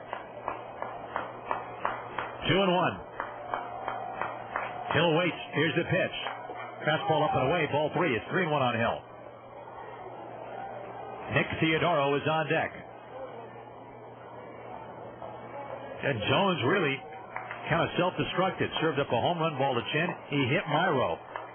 But, of course, the error on the ground ball hit by Bell was not his fault. There's a high foul off to the left. That'll make the seats. In fact, it'll make the second deck. A full count to Coy Hill. Vegas 4, Salt Lake 2, with one out in the top of the ninth inning. Vegas has come to life, scoring 3 times in the ninth to take the lead away from Salt Lake. 3-2. Jones, a check of Nieves from the stretch. Here's the pitch. And with Riggs running, Hill swings and grounds when foul to the first base dugout. Riggs was running from second. Thurston did not run from first. A full count to Coy Hill. Crowd of 8,661 announced here. A lot of them left, but a lot of people still here. 3-2 pitch again. Both runners go, and Hill reaches for one and fouls it in front of the plate. Still 3-2. So this time Riggs and Thurston both took off on a 3-2 pitch as Terry Kennedy was trying to stay out of the double play here. 3 balls and 2 strikes to Coy Hill, who will play in the Futures game. Hill might have made the All-Star team, the PCL All-Star team, but they don't like to have the same player going to his League All-Star team, his League All-Star game, and the Futures game. That could be really tough. Or as travel goes. Here's the 3-2 pitch again. The runners go, and Hill hanging in there, fouls it off to the left onto the roof. Still 3-2. Riggs and Thurston getting a lot of sprints in. And speaking of sprints, that's what Nieves does now, going after the mound to speak to Jones. So in the inning, with Vegas down 2-1, Chen homer to right to tie it up. Garcia grounded out. Myro hit by a pitch. Bell hit a ground ball third. Looked like a double play. McPherson threw to second, and Specht misplayed the ball, that throw, and it went into right field off his glove, putting runners at second and third. Riggs singled in Myro. Now Hill has to take, pops it foul outside third. McPherson is in fair territory to make the catch. There are 2 outs. And the batter's Nick Theodoro. Riggs single in Myro, and Thurston on an 0-2 pitch single in Bell. Hill pops out to third. Lengthy at bat right there. 2 down on the batter's Theodoro, the 8th man to bat here in the Vegas ninth. Because the 51s don't have a true closer, here comes Brumley. He might be pulling Jones right here with Theodoro coming up. They want to try to obviously get as much insurance as they can here in the ninth inning. Brumley goes to the bullpen. He's going to bring in the left-hander now. So Jones gone after 2/3 of an inning. He blew the save. The question is, can the 51s hang on or can they get more runs? Left-hander trotting in. Jones leaving. It is 4-2 Vegas. With Vegas still batting in the ninth inning with 2 on and 2 out. Back to Salt Lake with more action right after this. Hey, what's up? You know I love an all-you-can-eat buffet? Oh, yeah. Well, except the ones you're banned from. If they're going to have a time limit, they should tell people. They tried. You were chewing too loud. Anyway, I found an all-you-can-talk buffet. A what? It's an all-you-can-talk buffet. Oh, you got to hear this. I signed up for all-distance service. I get unlimited SBC local and nationwide long-distance calling for a flat rate of $48.95 a month. All you can talk, just like a buffet. That's great. Just try not to eat the phone, Tiny. That's funny. No, I'm serious. Remember that one time? Yeah. When you ate the phone? Right. Sign up for all-distance service for just $48.95 a month and talk all you want for one low flat rate. Call 1-877-PICK-SBC or visit sbc.com/Vegas. SBC, going beyond the call. Long distance provided and priced by SBC Long Distance includes SBC Telecom local residential service and certain features. Taxes, fees, universal service fee, interstate common line charge, and installation extra. This direct dial service excludes calling card calls in long distance for business or internet. Voicemail available in some areas only. Additional availability and credit restrictions apply. Camden and Oasis Apartment Homes are proud sponsors of the Las Vegas 51. Camden and Oasis Apartment Homes are here to provide you with 37 locations in the Las Vegas and Henderson communities. From studios to 3-bedroom family-sized apartment homes, there's something to fit anyone's needs and everyone's budget. Stop by any Camden and Oasis Apartment Home complex, or while you're at the ballpark, check out their ad and play ball. Camden and Oasis Apartment Homes, the only choice in apartments. Top of the ninth inning, all of a sudden, some dramatics here, and the Salt Lake Stingers have to look back and really gnash their teeth as and what has gone on, because they had a lot of scoring chances. They've left 8 men on base, 7 in scoring position. Brian Falkenberg did a good job in 5 innings of work, stranding numerous runners in scoring position. Troy Braun did a good job with it also in the 6th inning. And Farmer struck out the side in the 8th after giving up a leadoff single to Jake Brewer.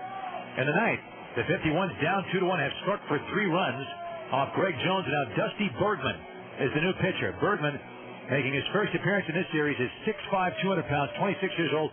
He's from Nevada, Carson City. They'll face Theodoro and turn Theodoro around about right-handed. Pitches outside ball 1. Bergman having a good year, 1-0 with a 2.65 ERA. It's his 20th game all in relief. The league batting .253 against him as he's allowed 38 hits in 37 and 1/3 innings. Only 6 walks, 25 strikeouts. Theodoro is 0 for 4. He hits a pop-up on the left side. Third baseman McPherson, the shortstop Smith. Smith wants it behind the mound. He's got it, and the inning is over. But although Bergman comes in and does the job, Las Vegas gets 3 runs to take the lead. 3 runs on 3 hits, 1 very large error, and 2 men left. To the bottom of the 9th we go. Don't go away. Las Vegas 4, Salt Lake 2. Imagine your next vacation. If you're looking to escape to a far-off island in the South Pacific, take a cruise in Mexico, Hawaii, or Tahiti, or just vacation abroad your own private cruise charter yacht, then you need to check out TahitiPD.com and join the club today. It's your fastest way to earn a free vacation.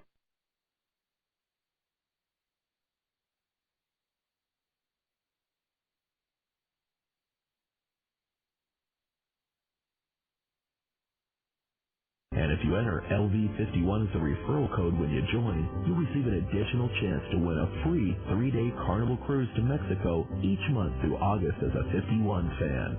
TahitiPD.com is a proud sponsor of your Las Vegas 51s. So visit their website after the game and start earning your Tahiti bucks towards that free vacation. No purchase required to join or participate in the free trip drawing. Make your dream of a vacation a reality at TahitiPD.com. That's www.TahitiPD.com. Courtesy GMC is Nevada's #1 GMC dealership, located in the Centennial Center, right next to Walmart. Courtesy's 100,000 square foot commercial, fleet, and retail dealership has the vehicle you want right now. Choose from GMC, Pontiac, Buick, or hundreds of used. Courtesy GMC, just off US 95 and the 215 West exit in the Centennial Center. Dealer number 24877. Welcome back, friends, to Salt Lake. The crowd a lot quieter than they've been throughout much of the night, because throughout much of the night they've had the lead. But the 51s, not noted for a lot of late inning comebacks, got 3 runs, and they lead by a score of 4-2. Chin Pin Chen's homer off closer Greg Jones tied it, and the 51s took advantage of a big defensive mistake. With 1 out, Brian Myro was hit by a pitch. Bell hit a ground ball to third, looked like a tailor-made double play ground ball. But McPherson threw to second, looked like a pretty good throw. Speck mishandled it for an error, putting runners at second and third. Riggs and Thurston followed with RBI singles, and Vegas had the lead, and they have it now. Tom Farmer will try to finish it. He'll face pinch hitter Adam Riggs. Fastball's a strike, 0-1. Riggs, a veteran, he's a good hitter at this level, no doubt about it. 301 batter with 11 home runs to his credit, 40 RBIs. The 0-1 pitch. He tried to hold up on a slider. He went around, strike 2. Riggs quickly down 2 strikes. He's batting for Brian Speck, who Wednesday night 0 for 3 with 2 strikeouts. Farmer likes to work quickly with nobody on base. He has the sign from Coy Hill. 0-2 pitch. A shatter bat liner towards short, as caught by Flores, who came racing in and grabbed it. That flew off in about 3 or 4 different directions. And the batter, Casey Smith. So Farmer has a chance to get a win for himself, and he came in with a record of 3-3, mostly as a starter. Smith, 1 for 4 with a single back in the 5th. In the 6th inning, hit a looper in a shallow center field, and Thurston went running out to make a nice play that robbed the Stingers of what would have been an extra run off Broham. Here's the pitch. Smith hits a chopper back toward Farmer, who waits for it, gloves, turns, throws, and gets him. 2 down. Farmer showing good poise. Smith runs well, and he made that play, and now The Stingers down to the last out. The batter, Zach Sorensen.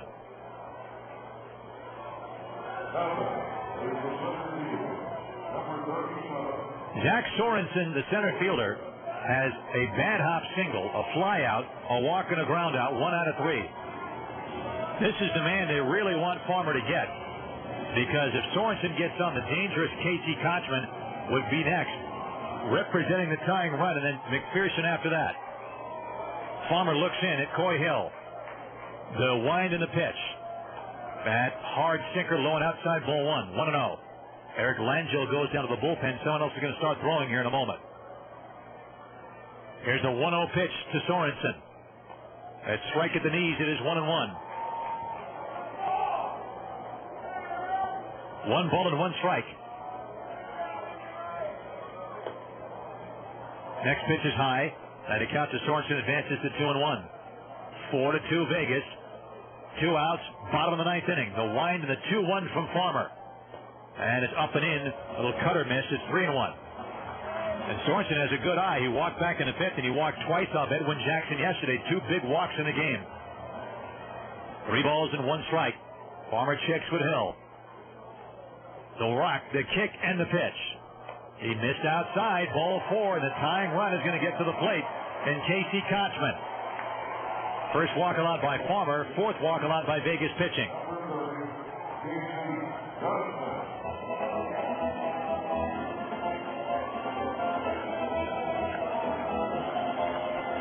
Okay, here's Kochman, who has doubled, struck out, flied out to right, flied out to left. And he's got one thing on his mind right now. Get a good pitch and drive it. Sorensen at first base, they're not going to hold him on, especially with a lefty up there. There's no reason to hold him on. Myro's playing right behind Sorensen, the runner at first base.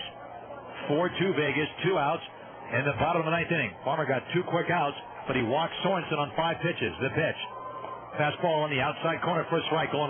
Good, hard, sinking fastball. Kochman hitting .348. Big league time in Anaheim for a chunk of the season. Back down. In this series, he has 3 hits and 12 at-bats. The 0-1 pitch. The runner goes. The pitch is outside, 1-1. And Sorensen takes second on defensive indifference. Just takes away the force play. 1-1. It is no doubles in the outfield. How deep are they? Eric Riggs is playing on the edge of the warning track. On the edge. Theodora way out there in center. And a couple of steps toward right center. And left field Chen is very deep, about 10 feet in front of the track. The wind is blowing in, though, from left field. 1 ball and 1 strike. Farmer looks in at Hill. From the stretch. 1-1 pitch. He gets a high fastball, swings and fouls it back. It's 1-2. That's a dangerous pitch. He elevated the sinker ball, but Kochman could only foul it back. It's 1-2. Farmer rubs up the new ball offered to him by Cameron Keller. 1 ball and 2 strikes. Farmer stares in at Hill. Kochman, big, strong left-handed batter waiting. This will be a 1-2 pitch.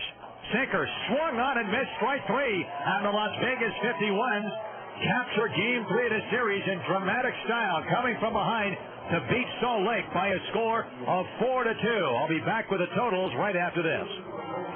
Okay, wait, let me get this straight. Your car got trashed by a brown bear? A grizzly bear. What's the difference? I don't know. Okay, so this bear, unprovoked, attacks your car. Oh, no, he was provoked, all right. What, you provoked him? Of course not. It was the donuts.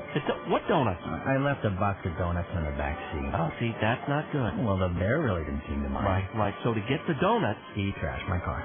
The brown bear. A grizzly bear. A grizzly bear. Because no one is more focused on getting your car back to normal than your farmer's agent. Describing how you got into an accident can be a lot harder than describing how you got out of one. So I already got my car back from the repair shop. Whoa, who's your insurance company? Farmers Auto Insurance. Get you back where you belong. Okay, who had the bear claw? That would be him. Right. Life is full of surprises, but Farmers Insurance can help get things back to the way they were. See your local Farmers Insurance agent today. Farmers, get you back where you belong. Hi, friends. If you're in the market for a General Motors vehicle, there's only one place to shop in Las Vegas.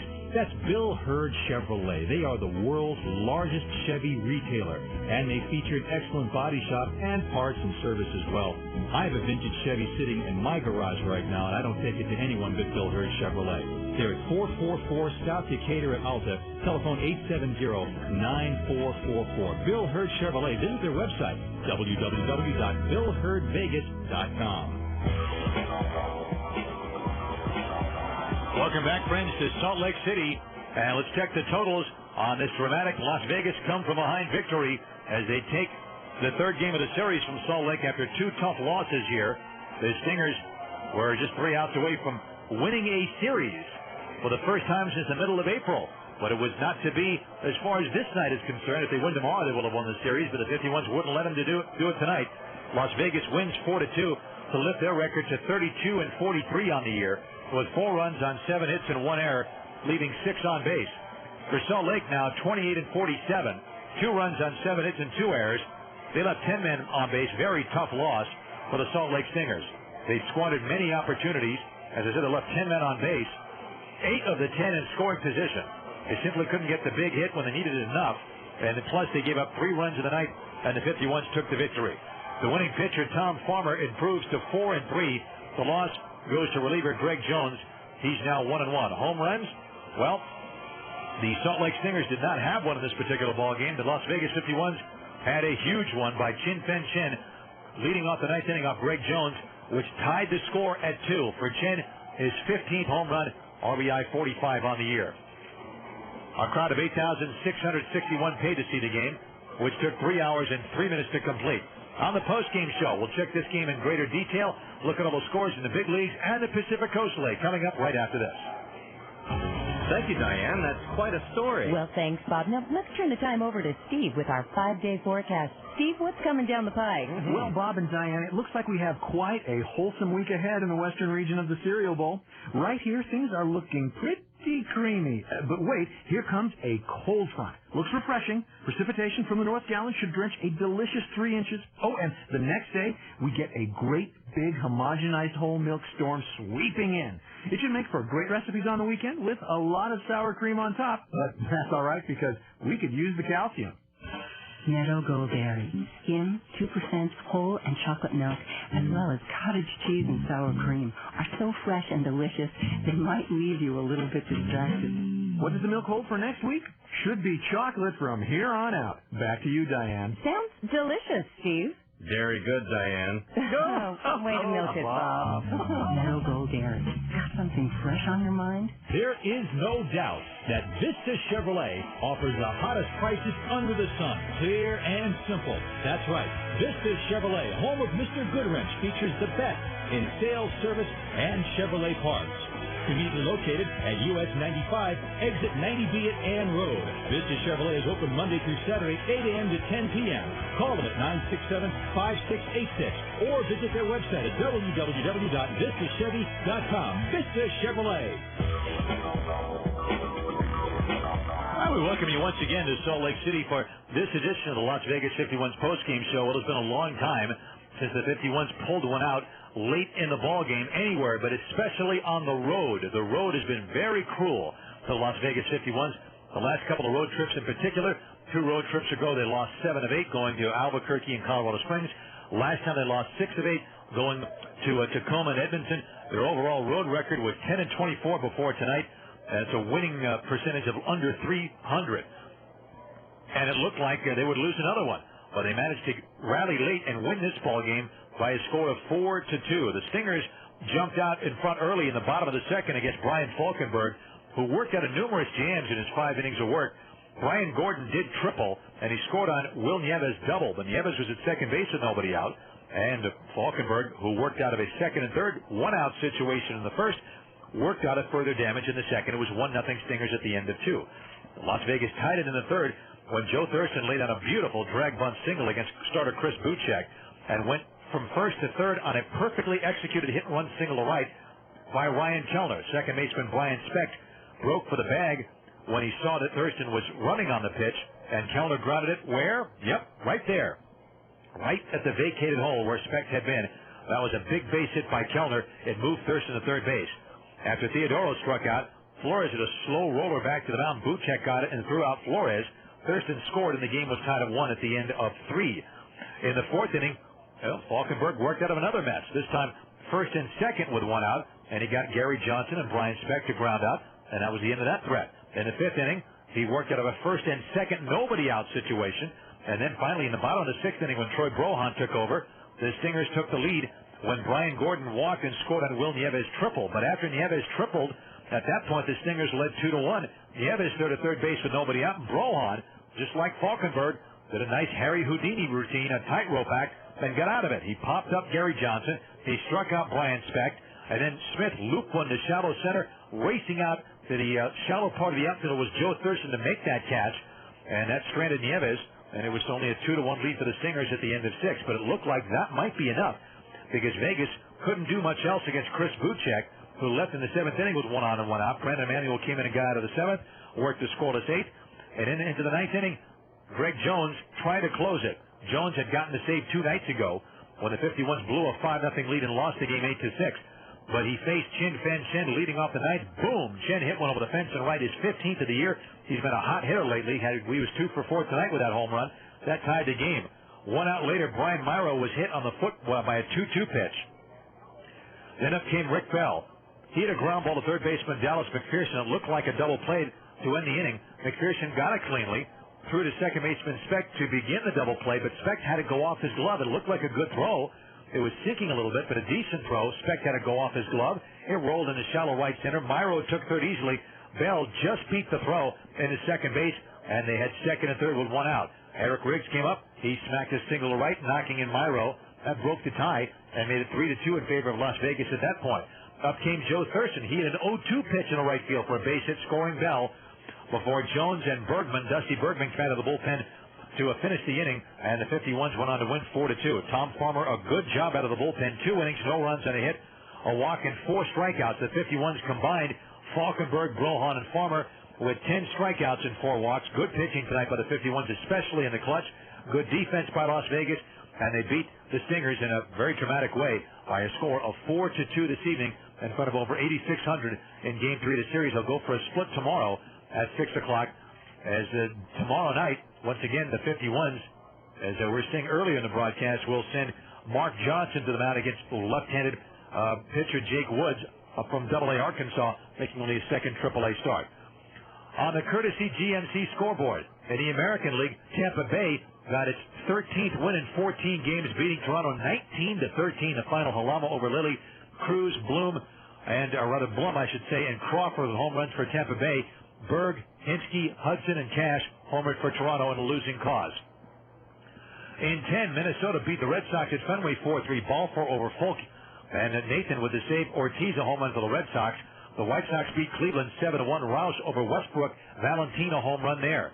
In Texas, they went 18 innings.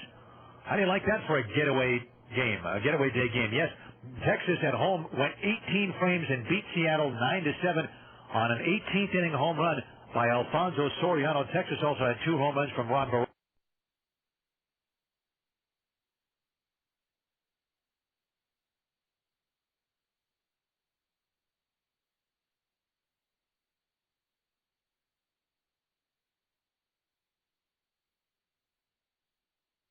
Barajas. Edgar Martinez hit one for Seattle. Schaus over Moyer in that ball game in Texas. Meanwhile, Detroit beat Kansas City 12-3. Robertson over George, and Fonte a home run for Detroit. Sweeney and Beltran hit home runs for Kansas City. For Beltran, it was a going-away present, that 15th home run, because he was traded after the game to the Houston Astros. The Astros get Beltran. The Kansas City Royals get 3 prospects from both Oakland and the Astros combined. They totally get 3. And the Oakland Athletics get a badly needed closer, Octavio Dotel, from the Houston Astros as part of that 3-way deal. So we will continue with the courtesy GMC scoreboard. All the games are final, by the way, in the major leagues, as we continue with some more of the National League scores that were given from the friendly folks over at ESPN.com. The Vegas 51s, by the way, tomorrow will finish the series. Then on Saturday, they head over to Fresno, and they will continue the road trip from Fresno. Finish the American League scores first, of course. Oakland beat Anaheim 2-1. Mulder, his 9th win over Shields. Dye, a home run there. The Yankees beat Baltimore 5-2. Vasquez over Ponson. Rivera to save A-Rod and Jeter home runs for the Yankees. Dave Newhand, the ex-Las Vegas star, hit a home run for Baltimore in that ball game. In the National League, the Cubs and the St. Louis Cardinals finished their game in Busch. St. Louis 4, the Cubs nothing. Carpenter over Clement. And in Houston, the Astros beat Pittsburgh 3-2. Clemens, his 10th win over Burnett, lids the save there. Meanwhile, Atlanta beat Florida 9-4. Hampton over Willis. Furcal, a home run for Atlanta. The Giants completed a 4-game sweep over the Dodgers at Pac Bell 9-3. Tomko over Nomo. Cora, a home run for L.A. Grissom hit one for the Giants. It was Colorado 3, Milwaukee nothing. Cook over Sheets. Chacon with the save. Sweeney, a home run for the Rockies. Reds beat the Mets 6-2. Lytle over Glavine. Reyes, a home run for the Mets. And Montreal held on, beat the Phillies 3-2. Amos over Milton. Cordero the save. And Batista, a home run in that particular ball game in Montreal at Olympic Stadium. Let's check the PCL scores. And a lot of these games are in progress. We have some finals, though. Nashville beat Iowa by a score of 7-5. Omaha, New Orleans, that game was rained out. Meanwhile, Memphis beat Colorado Springs 8-7. 6th inning, Edmonton 6, Tucson 5 in Tucson. 8th inning, Albuquerque 6, Oklahoma 3. Top of the 5th, Tacoma and Fresno tied at 2. 51s would at least have a third-place tie with Fresno with this win, depending upon what they do with Tacoma in that ball game. And in the 6th inning in Portland, the Beavers lead Sacramento by a score of 2-1. Tomorrow, a 6 o'clock start Vegas time, 5:45 for the pregame. We hope you join us then. And Seat Williams gets our thanks as our studio producer for Las Vegas 51's baseball tonight. Here on Sports Radio 1460 and www.sportsjuice.com on the World Wide Web. Until tomorrow, this is Russ Langer wishing you all a very fine evening from Franklin Covey Field in Salt Lake City, Utah, where tonight the Las Vegas 51s got 3 in the ninth and beat the Salt Lake Stingers 4-2. Good night. You've been listening to Las Vegas 51's baseball on Sports Radio 1460. For tickets, call 798-7825 or log on to lv51.com. JT the Brick, weeknights at 7 on Sports Radio 1460. Don't do anything stupid! KENO Las Vegas.